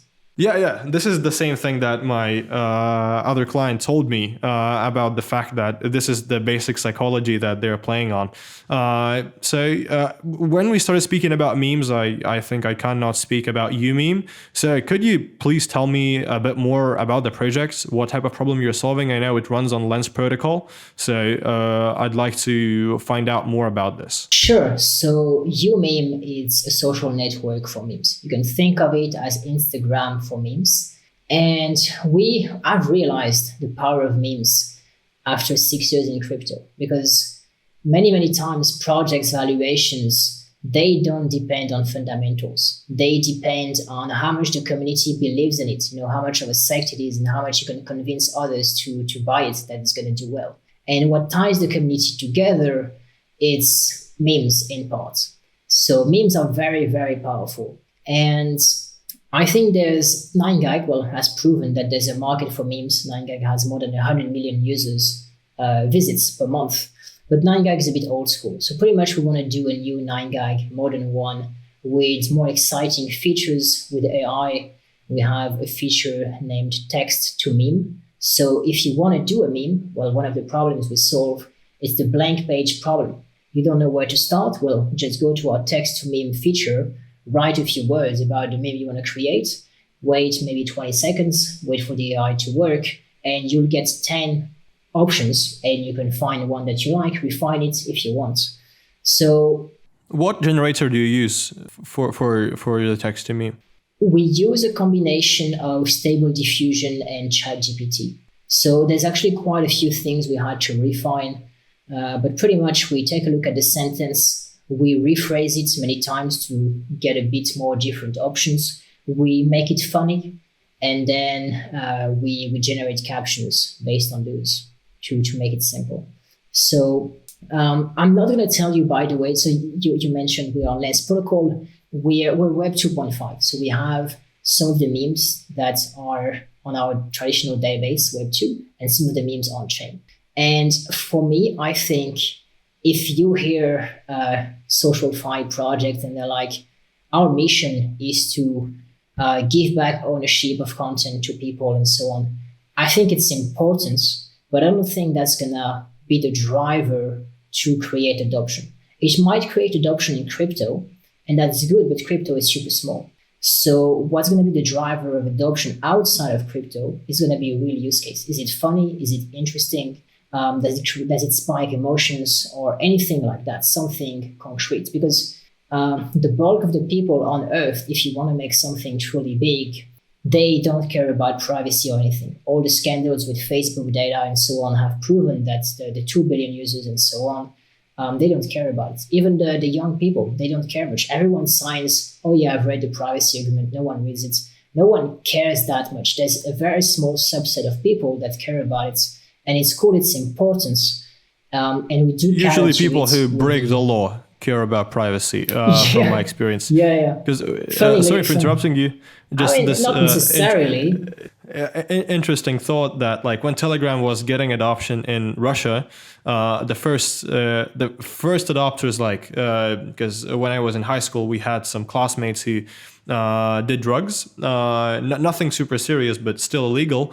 And they were the first people to sign up on Telegram. They was the first people who would ask everybody, let's chat on Telegram. Because before, everybody would use vk.com, which is a Russian like version of Facebook created by the same founder actually as Telegram.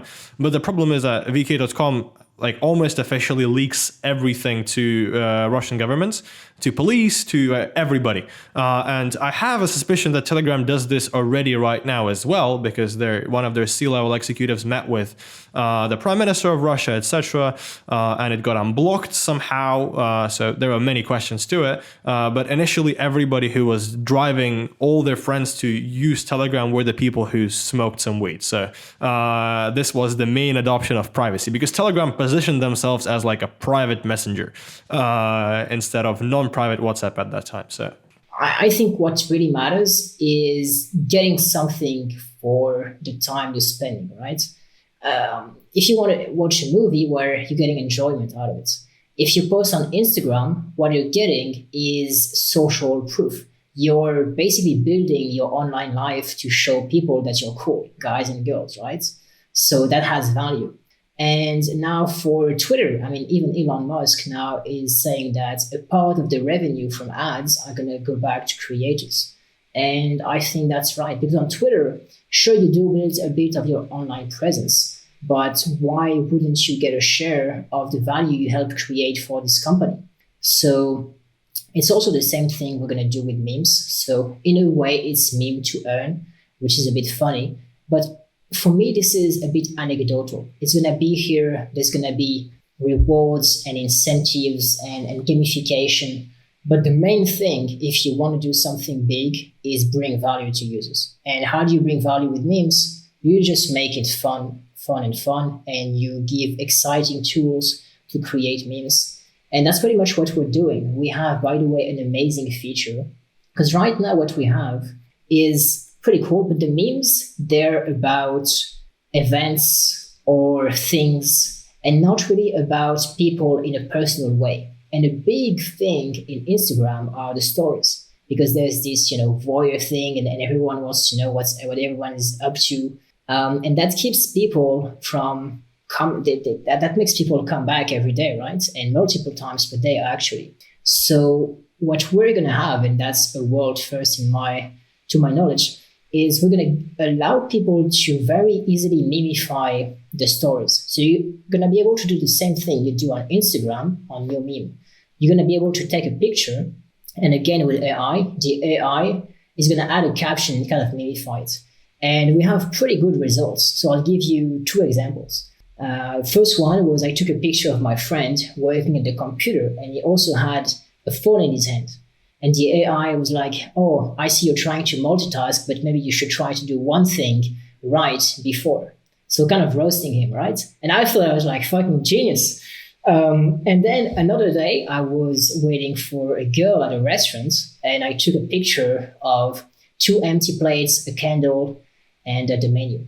And the AI understood what was going on. And the AI was like, oh, a beautiful dinner with just myself and a candlelit, kind of roasting me as if my didn't show up. So I think that's going to allow us to share things about our personal daily lives in a funny manner. And it can be roasting, can be a bit bragging, or so on.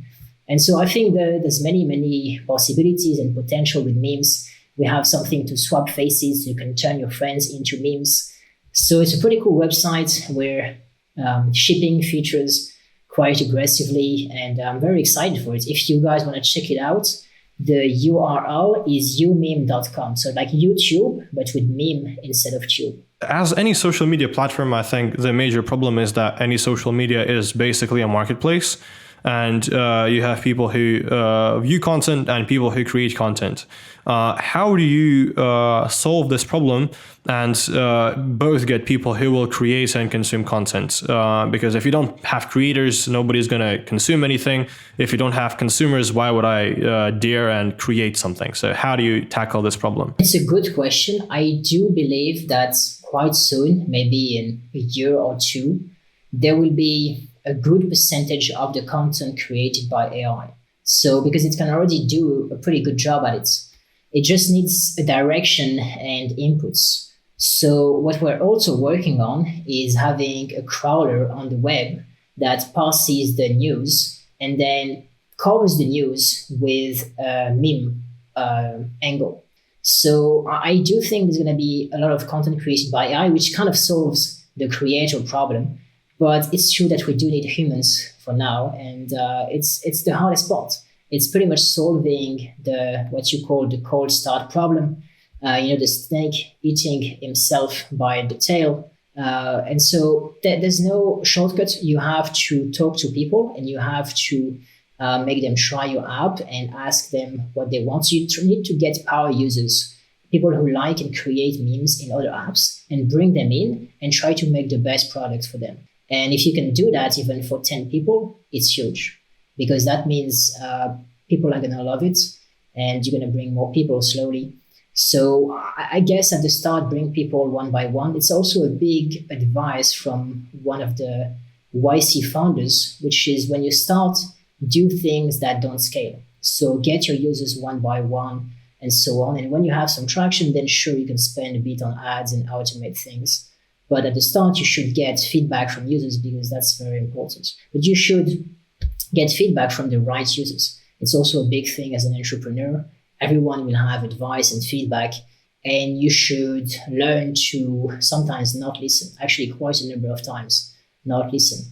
You need to listen selectively. I think like what happens in my mind when we speak about UMeme right now, I think one big thing which can be a thing is that like if you can motivate people not to use UMeme initially as a social media, but just as a fun way to make memes for other social medias, that could be a big thing.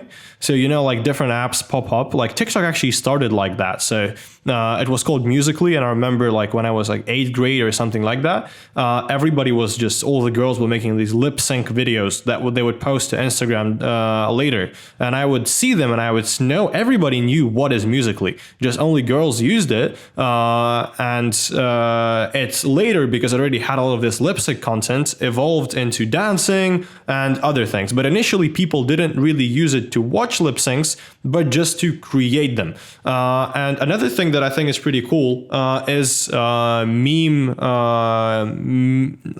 stocks. Not meme stocks directly, but like imagine if you could have something like you can trade memes. So there are different memes that are trending, and basically you could invest in a meme if you think that this meme is going to blow up, and you could invest in meme ETFs. So there was a group of memes, like there's Pepe, which is a big group of memes with Pepe, and there are specific different subsections of this big ETF of Pepe that you can invest in them, and you can like go around Twitter, see what memes are popping up, invest in these memes, then go out, etc. I think that could be a cool idea. And also people can be memes themselves. So you could invest in Elon Musk, and the more people tweet about Elon Musk, for example, and post on UMeme about Elon Musk, the higher the price of Elon Musk goes. So that could be an interesting thing.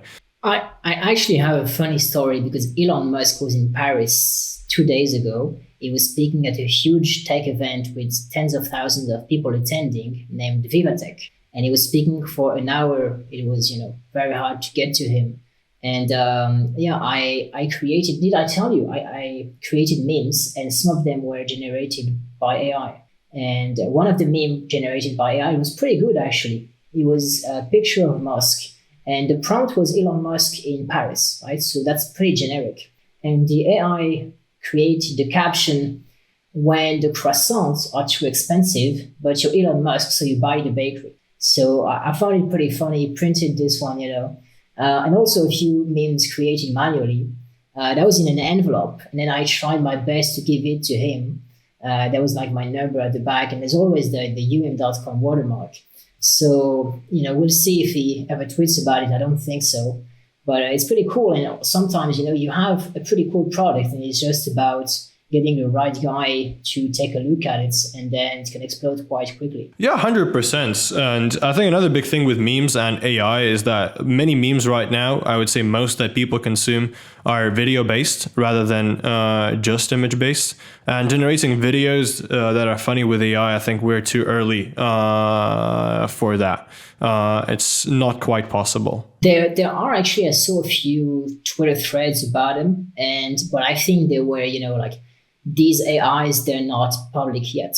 So I think it is possible, but it might be cutting edge tech, which is not available for everyone like us. But I think it's going to arrive quite soon. So regarding AI, do you think that the sentiment towards AI and this big hype in the venture markets is going to end eventually? Or do you think it's going to keep going for the next 5-10 years? I think it's going to keep going, and I think the hype is going to die. So I think we're just at the very beginning of AI, but I do think there's excitement that is pushing the valuations higher than what they should be at the moment, and funding rounds too big and so on. But I do think AI is maybe the technology with the biggest potential so far.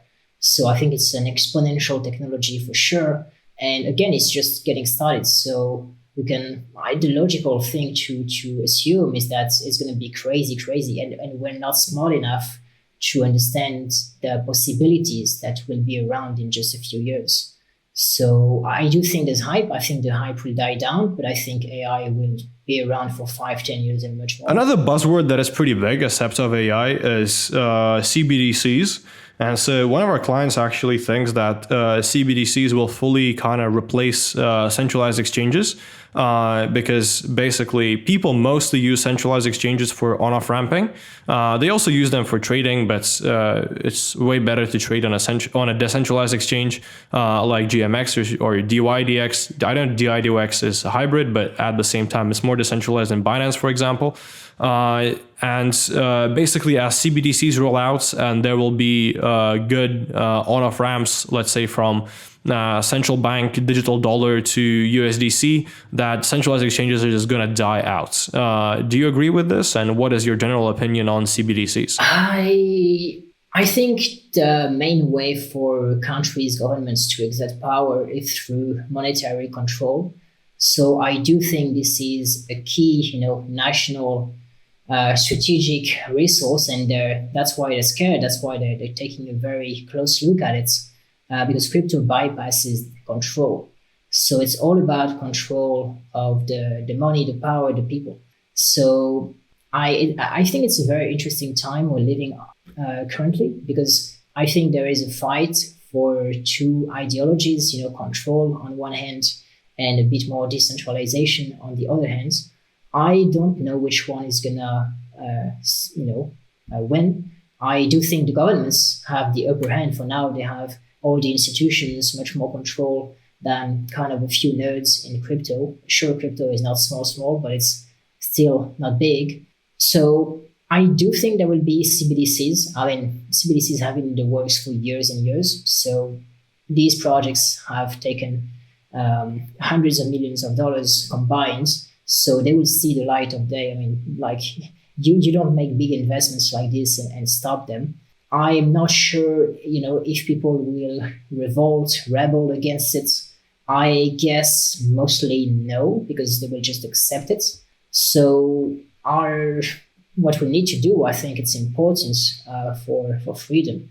And I don't want to start talking like Sam or everyone, but I do think these are big, important things that we still need to be able to transact. And it's quite a scary future with CBDCs all around, to be honest.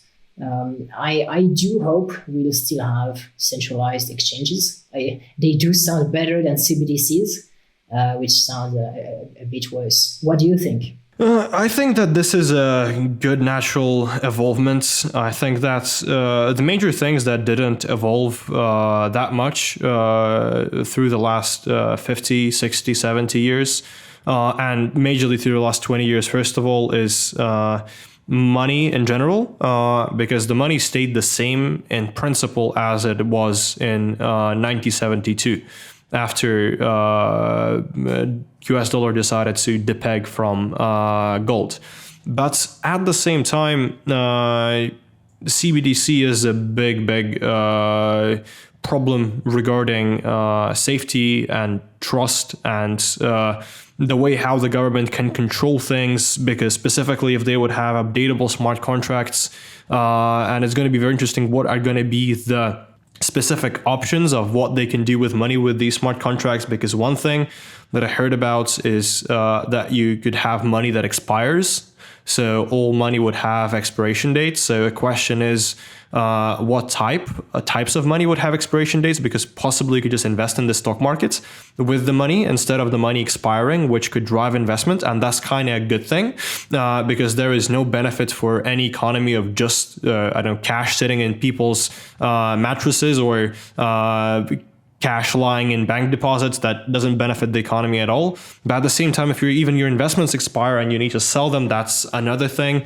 Another big thing is that you have withdrawal amounts that can be monitored directly by the central bank. Many issues, and who's going to control the emission? So many questions, and in some sort of ways it can bring a lot of benefits, but in other forms and in other ways, if, for example, paper cash would be fully dismantled in regards to CBDC. Basically, if you have some problems with the specific state where you're living in, and you don't live in such amazing country like Dubai, where if you're just a law-abiding citizen, everything is going to be amazing. But if you live in Russia, or you live in Iran, or you live in some other country where many things can happen to you with some insane laws, it's can be a big issue, because if you just make somebody pissed, many problems can arise with you. So, and if somebody can just block all your money, that's a pretty creepy situation. And if you can't use cash, then you can't fly out, for example, of the country because all your money is blocked. That's pretty weird. Yeah, I mean, I was in Lebanon a few weeks ago and got to meet some local people, got to know about how it is. Well, the economic situation over there is very bad. Inflation is crazy. And they work mainly with cash, and also the ATMs don't work. So most of them. So it's pretty tough to just exchange value over there. And people do have lots of cash sitting at home because everything is cash based. And so because of that, there's more robberies, and also most people have guns in their homes. So a cash based economy is also not the best solution, I believe. And at the same time, even in crypto right now, USDC could be compared to money issued by a central bank, kind of, because you can also censure the company owned by Coinbase, which emits USDC. They can blacklist addresses. So that's not really decentralized and permissionless. There's, stable coins like DAI, which are truly decentralized. So even in DAI crypto, is pegged to USDC. There's more decentralized than DAI, but it's better than USDC.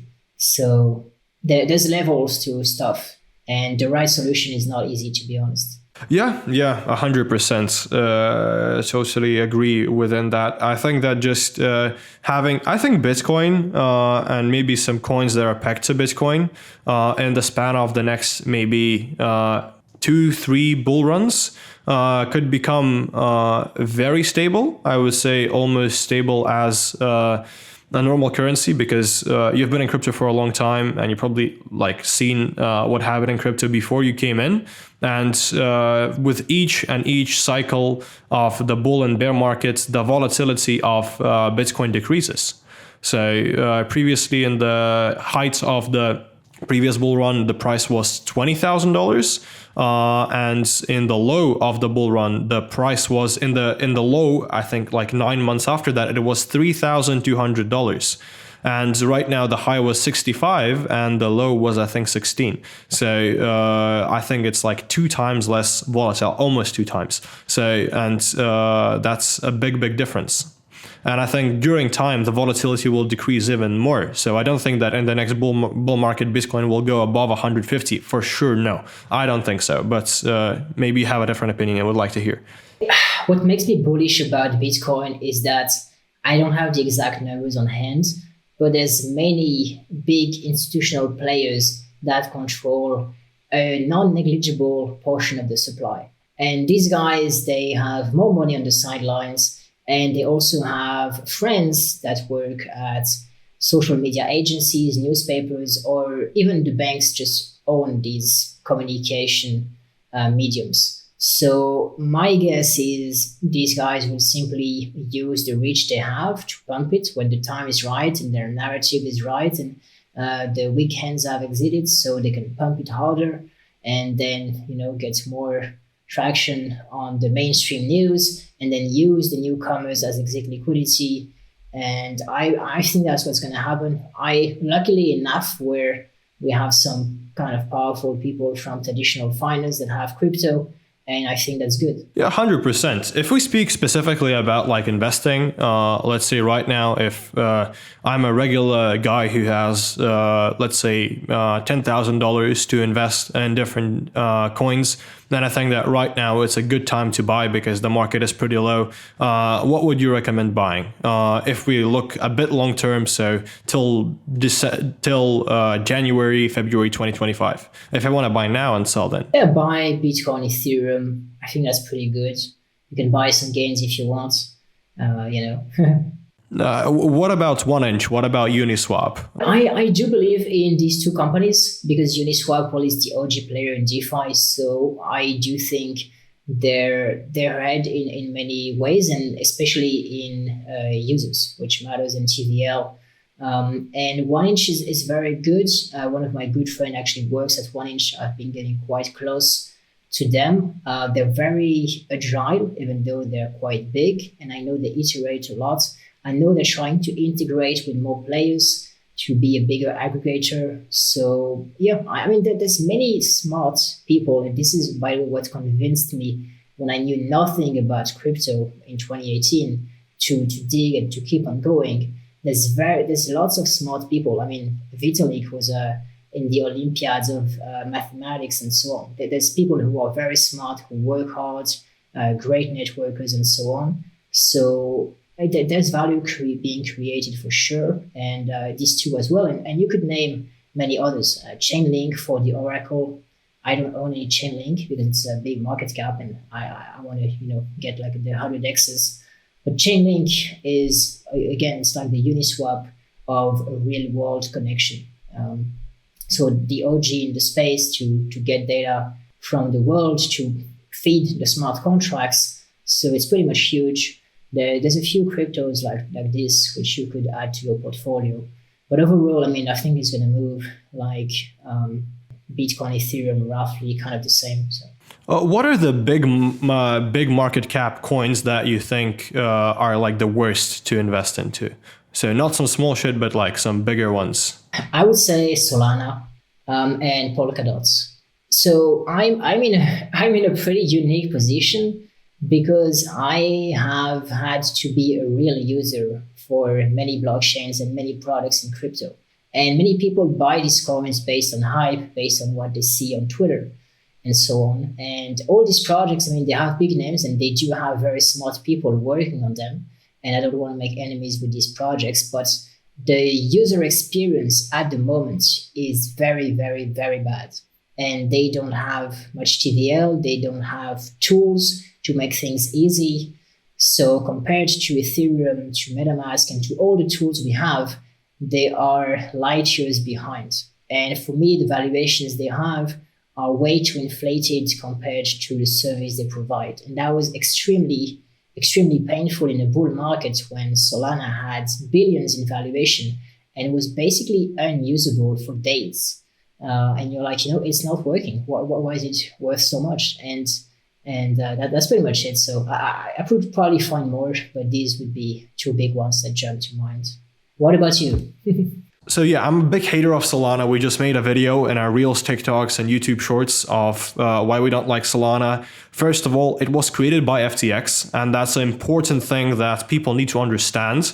I don't understand why didn't Solana fully die and even had a pump after FTX basically died.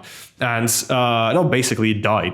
And another thing, it has around a third of its nodes that run on AWS, which makes it very centralized. And another thing, what makes it even more centralized, is the fact that around 50% of the tokens are owned by VCs. And so a couple of people can just agree and do whatever they want. And another big thing is the outages. So that's just absolutely insane. How can you have blockchain infrastructure if you're going to have many things running on it, and in this industry like crypto where news happen really fast and this impacts the market very fast? How can you reliably do anything on a chain that's just decides to not work? That's absolutely insane in my opinion. And obviously all of the metaverses tokens. I think that all metaverses that exist right now, just sell all the fucking tokens that you have of all of the metaverses that you have, like Mana, the Sandbox token. These are very, very bad games that are created by people who know nothing about game development. You can't do shit in them. They tell you that you can do many things inside Decentraland, like they have many mini games. I spent 50 minutes inside Decentraland trying to understand how to play these mini games, how to play poker inside, because you kind of can play poker inside. Without watching YouTube tutorials, I was not able to do so. So imagine you want to build an interface, I don't know, a social media where you need to watch tutorials to be able to do things. In a game, watching tutorials in order to do something is a thing that is permissible if it's like a gameplay challenge. Like you need to beat the boss. And to beat the boss, you need to watch the tutorial because it's so hard. But this is not beating the boss. Like if you can't get access to any sort of value from a game without watching tutorials, it's a very bad game. And the amount of users that it has just proves that it's a very bad game. Yeah. What about some good tokens that you like in the top 100?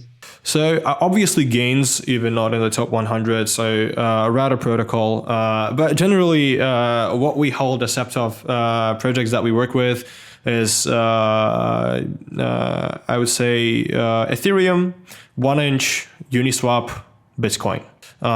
These are the only tokens except of the tokens of our clients that we hold, because I kind of have trust in these projects. I think that they will develop. I also have personally met a couple of people who work in 1inch, amazing guys. They do amazing things, create very necessary infrastructure for the ecosystem to work. And I believe that they will exist in the next couple of years. And obviously Ethereum and Bitcoin, because this is just the main tokens of the ecosystem. I don't like to gamble. I've invested in meme coin, I wouldn't say which name, around 1.5 months ago, and lost around $9,000. So not super happy with the results. Basically it's about being in the inner circle and having good friends. So if you're not sure if you're in the inner circle, you're not in it pretty much. Look for pre-pumps and so on, and there's always risk.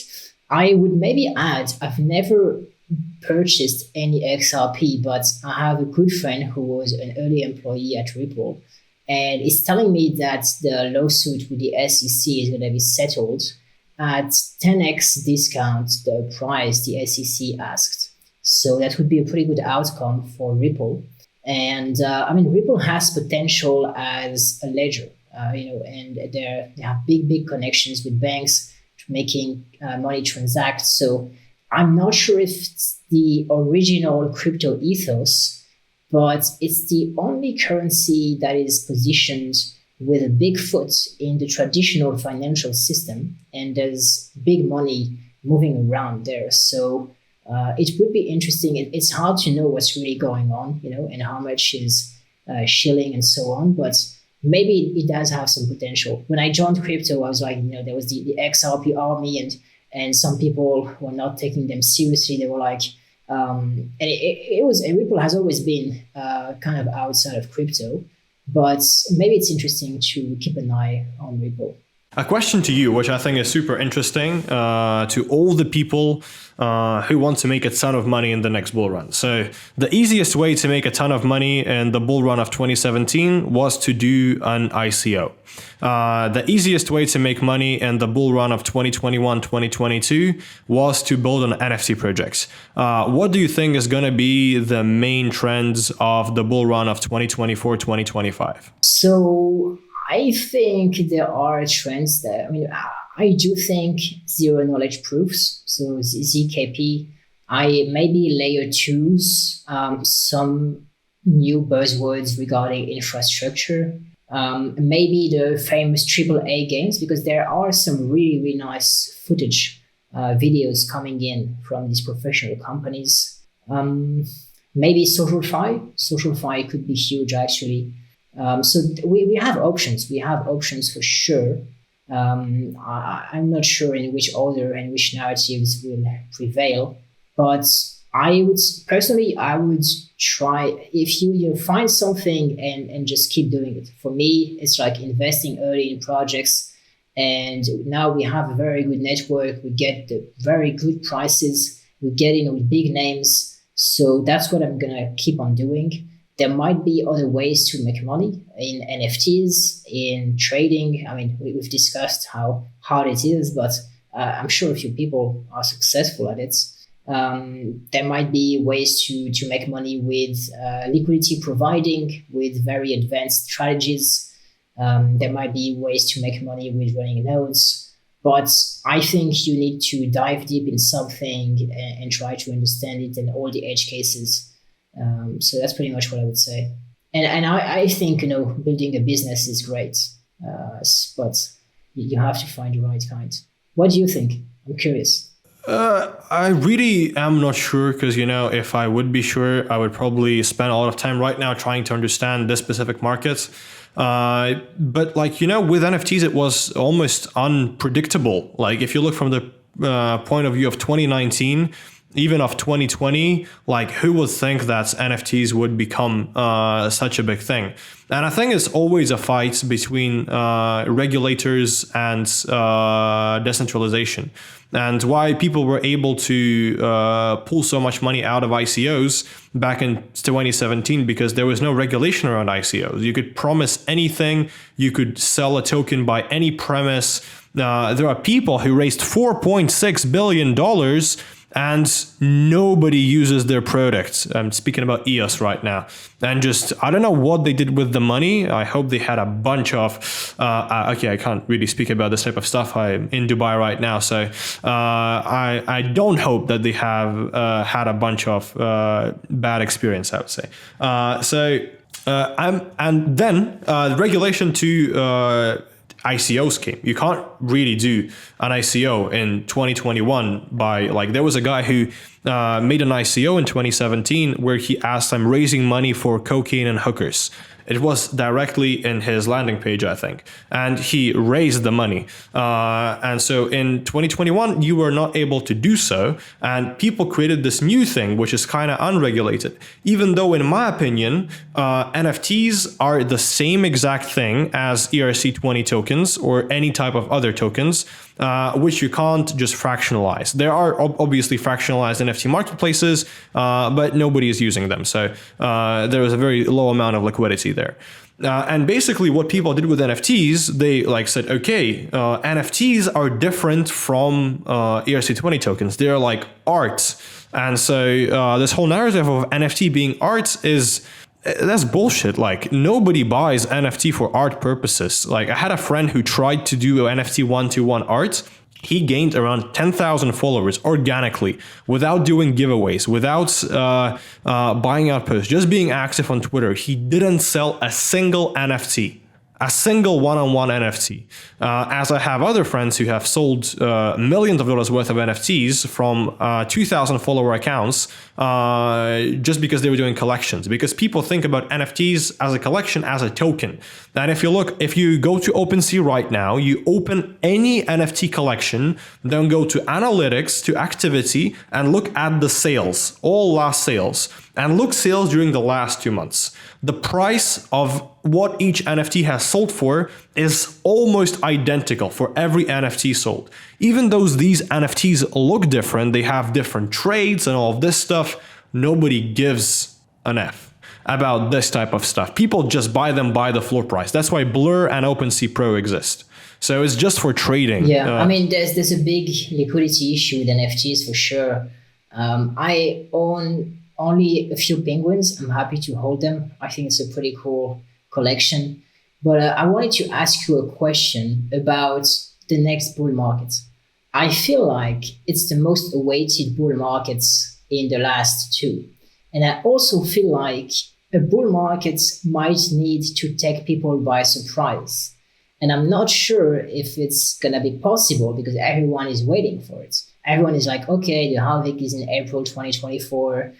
Usually something happens, 6 months before or in that time frame. So things should start moving in that month. And everyone has calculated it way ahead of time. And I feel like the past bull markets, they did take people by surprise. So can we have a bull market that is kind of predicted and awaited by everyone? So for me, the previous bull market was pretty obvious, I would say. I just already knew about what is halving and so why bull markets happen and all of this type of stuff. Just for me, I was pretty poor at that time. I just waited till Bitcoin reached the all-time high of the previous bull market and just spent all my money on Bitcoin. So as Bitcoin reached like 17 or 18,000, I just spent everything that I had on Bitcoin. And I like doubled, more than like, I think I made X 2.5. So I sold at 44,000 because I'm not a super greedy person and I don't want to just hold to get the highest return. I made X 2.5 on my investment. Amazing. And for me, it was as it reached 18,000, bull market starts. And 100%, I just didn't know when it's going to end. I was expecting it to end much earlier. I was expecting NFTs to end much earlier. I thought that NFTs as like a market that people buy in would end maybe in July, in June of 2021. Like, how can this be possible? Like, people just buy some images. At that point of time, no NFT collections had any utility. No, all the NFT collections that were launching, and this was the peak of the NFT market, by the way, by volume. What is our roadmap? So we do an art contest, we do NFT giveaway, we do airdrop, we do a meme contest, and that's our roadmap. And the last step is we launch the second collection. And how can you invest in something like this? Like, it's the same way as, I don't know, I'm opening a business and what I'm going to do, I'm selling my shares. Okay, I'm going to give away a couple of t-shirts. That's thing number one. Thing number two, I'm gonna make a contest on who can draw the best picture with my face because it's my company.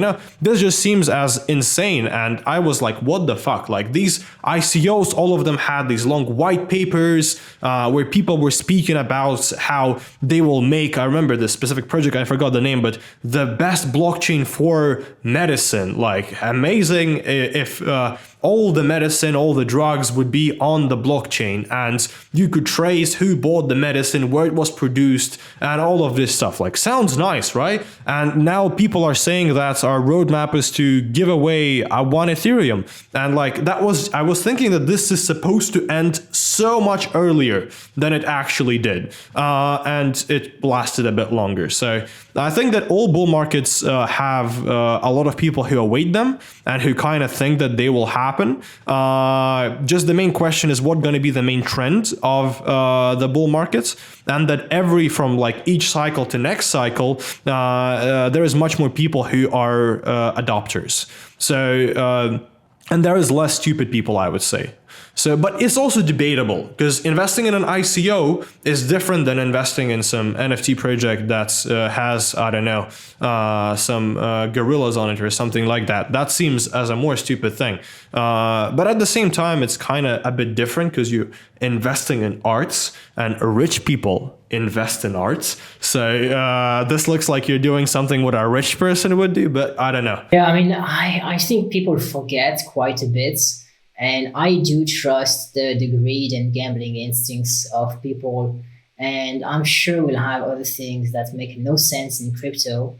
And I wish we do, because that means, it's going to be good times again. So it's a very interesting lesson because, when you go to school, you're trying to understand, 1 + 1 = 2. In crypto, you're like, 1 + 1 = 15 or -3. It's like makes zero sense at all. And you have to be prepared for that and accept it. And it can fuck with your head both ways when there's too much or too little money. And yeah, so it's a good, this is what I maybe like the most about crypto, which I think it keeps you on your toes. And I think it's a great teacher about life and business, and you can make nice friends and they're not a bit crazy like you. So I think this is what I like about crypto, to be honest. It's a journey. So I'd like to ask you a couple of more questions as we finish the pod. So first of all, what 3 books would you recommend to a crypto founder? Well, there's this one book which I liked a lot, which is by the former head of the FBI, Chris Voss. Negotiating as if your life depended on it, never split the difference, right? So never split the difference, because usually if you say, hey, 50, I say 100, people are going to say, okay, let's do 75. And this guy is like, no, it makes no sense. Why would you go in the middle for no reason? It's like, you should understand the other person, use empathy, and then you can have much better results. And he goes into detail, and this guy has the craziest stories that will change the way you view the world. At some point, so he deals with high stakes situations, and pretty much it's like people taking hostages, and they're like, hey, send 2 million, or we're gonna send you, fingers by the mail. And so he has to be on call with these guys, and I mean, he has to deal with the families as well. So it's not easy for him, right? If he fucks up, and then he has to deal with people who are losing people. So, and sometimes by just, as I was saying, being empathetic and having a process and all these little tricks, he starts with, these guys have crazy demands. They want a chopper and, millions and so on. And after talks with him, they release the hostages, and they even say like, thank you or sorry. So that's a complete, 180, changing the situation entirely. So I think it's a great book. What else? Let me think. I would actually, give me a minute to check some of the books I've read, because I think I can give you some nice ones. Then I guess I would return you the question after. All right. Oh yeah. I really liked From Zero to One. So basically, he explains how to go from having just an idea to making it something real, a company. And it's a great book. It's funny because I wouldn't be able to precisely explain what I got out of it. Let me try to remember maybe one of the main ideas. It was about secrets. It was like you need to have secrets. Because what's your edge, right? Your idea isn't special. So many people have the same idea as you. We're 8 billion people in the world. What matters is execution. And how are you going to do it? Well, you need to know something other people don't. You need to have an edge in one way. So what's your secret? What's your edge? I think that was a great book. And Third one, let me check. I did read Anti-Fragile from Taleb. It was okay. Maybe a cool one was Leaders It Lasts. And it was about motivation and how to think about communication as well and owning responsibility. It was pretty interesting. I liked it. What about you? You have some three books? Oh yeah, 100%. So I would say the number one book that I think everybody should read is The Fountain by Ayn Rand. So it's I think almost all the books that I would say would be not self-help books, but books like of fictional literature. So The Fountain by Ayn Rand really explains to you how by persistence and just being the best at what you do, you can achieve what you want. And the main thing is to just become the best professional in the field that you're going, because that is the major thing. So you can't be the jack of all trades. You need to be super good at something. And this is something in demand. That's the most important thing, because you can be super good at, I don't know, beekeeping, but in beekeeping you would have a limit to how much money you can make unless you start a business, but that's a different strategy. And as a professional, you need to be very good at a particular thing. And that's one of the main things that can lead you to success. Another book I would say would be The Financist by Theodore Dreiser, which is a book about desires and how desires can lead you. There's like a whole trilogy. There's Financist, Titan, and Stoic. And it's a book about how desires can lead you to very good things in your life and can lead you to prosperity and success, and how also desires can be something that damages your life and just makes you crazy, because when you're, I don't know, 60 years old, chasing some 20-year-old girl is a weird thing. You should probably settle down and do something that is more reasonable. And I would say the last book that I would think is absolutely phenomenal would be Graph Monte Cristo. Let me check how it's said in English. So this is the book by Alexandre Dumas. It's called The Count of Monte Cristo. So this is actually written by a French writer, Alexandre Dumas. He was actually mixed race. He was black, but living like mixed with French, as I understand. And it's a great book about how no matter what happens with you in your life, you can stand up back and take your revenge if this needed. And that revenge might not even be worth it in the end of the day. And another great book that I would say is The Problem of Three Bodies. So this is a book by Liu Cixin, who is a Chinese science fiction author. And this is also a very, very cool book. I think science fiction books actually are some of the best books that you can read as a IT entrepreneur. You work in crypto or in other fields of IT, but this can actually give you a lot of ways to dream and, you know, be a child in some sort of way and think of ideas that might not be possible, but then you can find a way to come to them. So another question. Let me add two more books as well. And I'm going to read the books you recommended. I loved the book by David Goggins, Can't Hurt Me. I think that was mind-blowing. I thought I was strong mentally when it came to sports and endurance and so on. This guy pushed the limits to things that do not seem possible. So I'll give you one quick anecdote. I mean, Goggins was fat when he was a kid, bullied and so on. Then he went on a journey to become super fit. And while he was on this journey, he was still a bit fat, and he was in the process of registering for an ultra marathon, which is a very long distance. This one, I don't remember how much he was, but in order to register, he had to prove he could run 100 kilometers. And so he had to run that, but he was still quite fat. And when you are heavy and you run, it hurts your joints and your legs a lot because of its impact.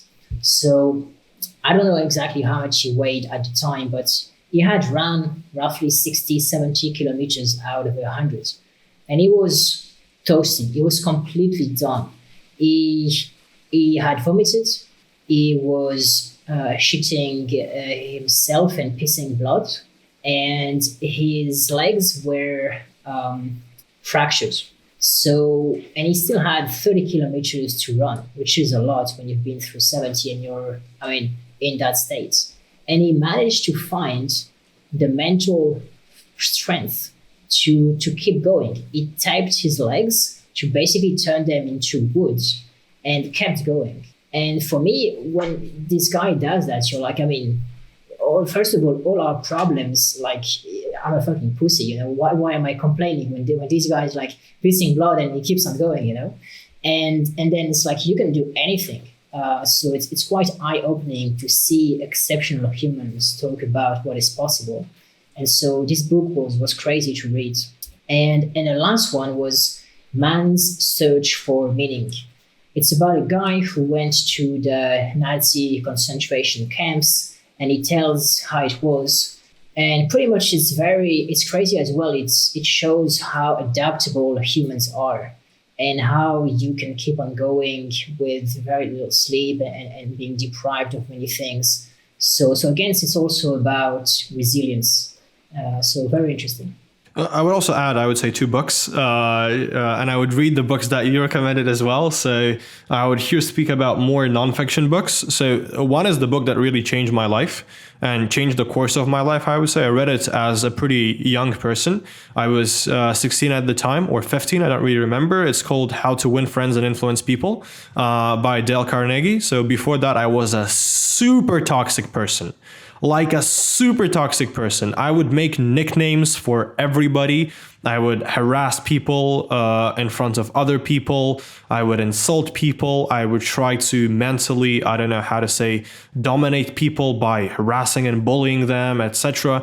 And I was thinking that this is the way of going. This is how to be cool, by bullying people. And this is the way how to achieve respect and all other stuff. And that's pretty normal for like middle high schoolers. But then I had a friend who was super good at making friends with everybody. And this allowed him to gain much more than by bullying people. And so I was asking like, how did you find out how to do stuff like that?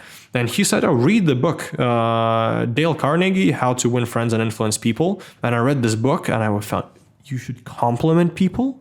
So not only like pussies, compliment people. Wow. You shouldn't call people names. You should call people by their name. And all of these things were so mind-blowing to me. And I think a lot of teenagers, specifically like in middle high school, think that it's like cool, maybe not in US, but like in Europe, in Russia, in other countries, it's cool to bully people, but it's not. Then you can achieve much more by being a good, generous person that's helps other people. So this was life-changing for me. Another book that I think is one of the best ones actually is one of the biggest, I think, life-changing books in my life. This was the first book, except of children books, that I've read, which is the biography of Steve Jobs by I think Walter Isaacson, which I've read when I was 9 years old. I was in a summer camp and I just decided, I downloaded this book. I was a big fan of Apple. I was a big geek on tech at that time, on phones, on computers, on cameras. I didn't have I had my first smartphone. I had like an old computer or something like that. I didn't have any camera, and I knew everything about all the cameras, all the phones, and I just was a big fan of Steve Jobs. So I decided to read the book, and this really like kind of gave me a lot of perspective into life. So another question, if you had to start again and you had to make your first $100,000, how would you do this in the fastest way with the knowledge that you have, but without the connections that you have right now? Okay, I'll first answer a bit of a different question. For me, the action I took that had the most leverage on my life, and it's a bit weird maybe or out there, but it's talking to girls on the street, because I was very shy before. And if I had to go back and tell something to my 15-year-old self, was go as fast as you can, talk to 1,000 girls on the streets and compliment them and try to see them and so on. because that's gonna assure. I mean, having girls in your life is nice, but also it helps in all other areas. You become more confident, you speak better, you have to become more interesting, you're more charismatic. So it helps a lot in business as well. So for me, this was the single action that had the most leverage and transformed me and allowed me to close better deals and so on. Now, regarding the more concrete way to do it business wise, I think I would do something crypto. That's what I know. I would try to get into inner circles and kind of game the system by placing bets that fail very rarely, getting projects early, whether it's NFTs or so on, like be friends, people, like talk to lots of people and work a bit for capital. If you have zero, like you do a few things design wise or so on, use AI, maybe do a few odd jobs, save, and then that money try to invest it when you have found someone who is like part of the inner circle. Befriend that guy using the book you just mentioned, and then just do it many times. But how would you do this if, for example, you live in a country without a big crypto community? What if you live, I don't know, in Denmark or in Sweden, or you live in Sudan? Or how would you do that? Yeah, you don't need to live in a specific country. You just meet people online. You join Telegram or Discord communities. You try to, be noticed, send some smart comments and so on. You try to see who the regulars are, who people who are smart are. You talk to them in DM, and slowly but surely things are going to happen. Okay. Just for me, the online communication parts before the time of easy video calls was a big hassle. I don't know, the same with girls. Like for me, speaking with a girl in person was so much easier than texting with her. Like it was so much easier, like 10 times easier. And I always felt super frustrated building connections online because I can't see somebody's face.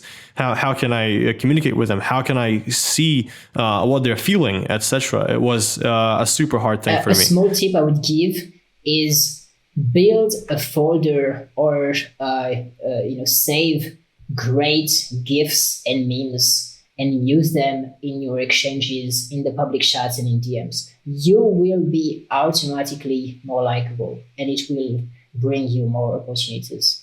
People love people who are good with GIFs and memes. Yeah, 100%. That is totally true.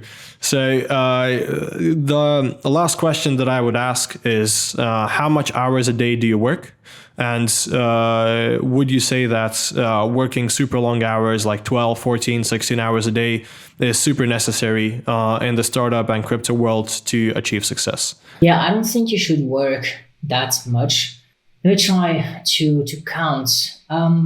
Let's say maybe wake up at 9, you remove the time for eating kind of, and then finish.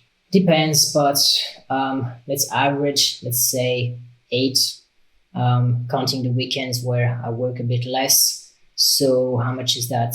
Maybe 10 hours. Yeah, I would say maybe 10 hours per day on average, which is quite a lot. It's not, you could do more over a short period of time, but I think personally, I would go crazy. Maybe some people have a bigger tolerance. I think I do believe more in quality over quantity. And I think by relaxing and taking a step back, instead of keeping on going head down, you will do much more. There's this famous saying, right? If you had 6 hours to cut a tree, you would spend the first 5 making sure the saw is cutting well, So I think what's really important is setting up your day and making sure you don't have too many distractions. And for me, this is even an ongoing process.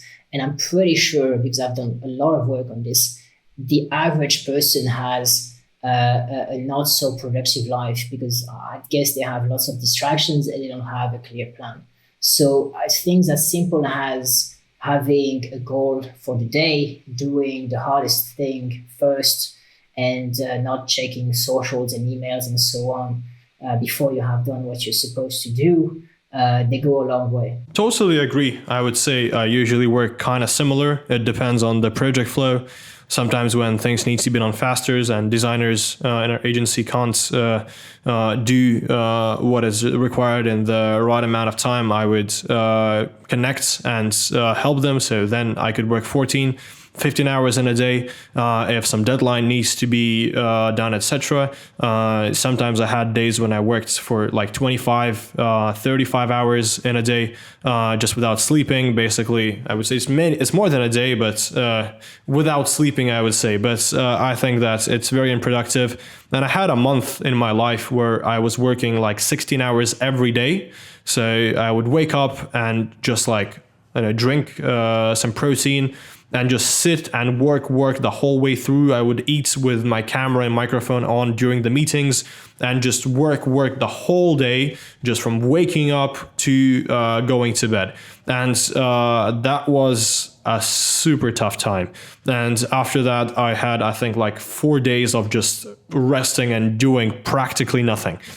Because without that, I think I would just die. And I think that's nearly impossible to have 16-hour work days every day for like maybe 5, 6, 10 months. It's nearly impossible. And I mean, it's the same thing as staying up late to work. If you don't have a deadline, for me, it makes zero sense, because you're going to be more tired. You're going to wake up later. And at the end of the day, you didn't like save anything, right? The next day is going to come. Better go to sleep at a normal time and start in the next morning instead of fucking up your sleep schedule.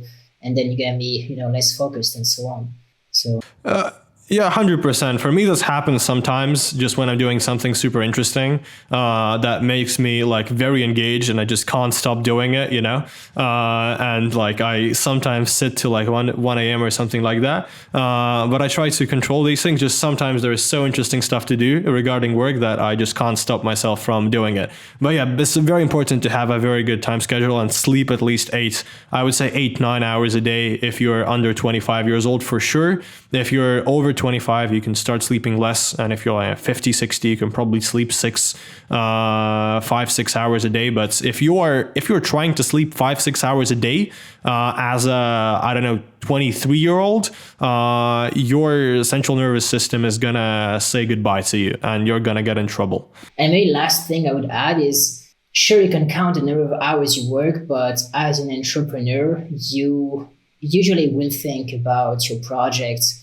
when you walk, when you go grocery shopping, when you are trying to go to sleep. So you don't know, this could be, if you're in a fucking taxi, you're going to think about ideas and so on, what you can do about certain problems. So there's a number of hours you're spending in front of the computer. There's also the mental load that is always with you because it's your project, because you care, because there's always things to do. And that's something to take into account as well. So. Yeah, 100%. 100%. So you're basically kind of working 24/7, even though you're doing stuff that actually delivers to work much less. And it depends, because for me, doing meetings, for example, with people is work. But I don't feel that it anyway tires me, unless it's some tough negotiation.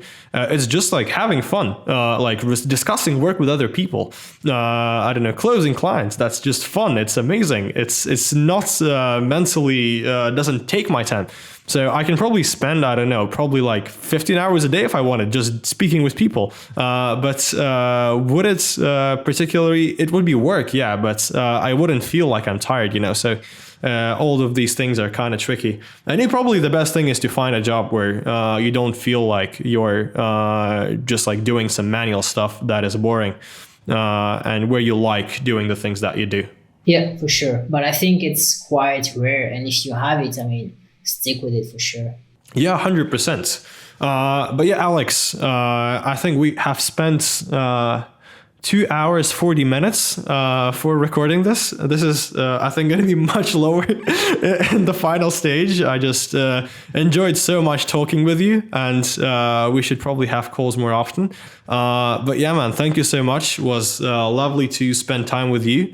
Thank you guys for watching the UX DAO podcast. I would very much recommend you to like, follow the video, and share this with your friends, and write a comment on what topics should we discuss with our next guest in our next podcast. And you should very much understand that right now, if you don't like the video and follow UX DAO channel, there is a 0% chance that you will ever make money in crypto.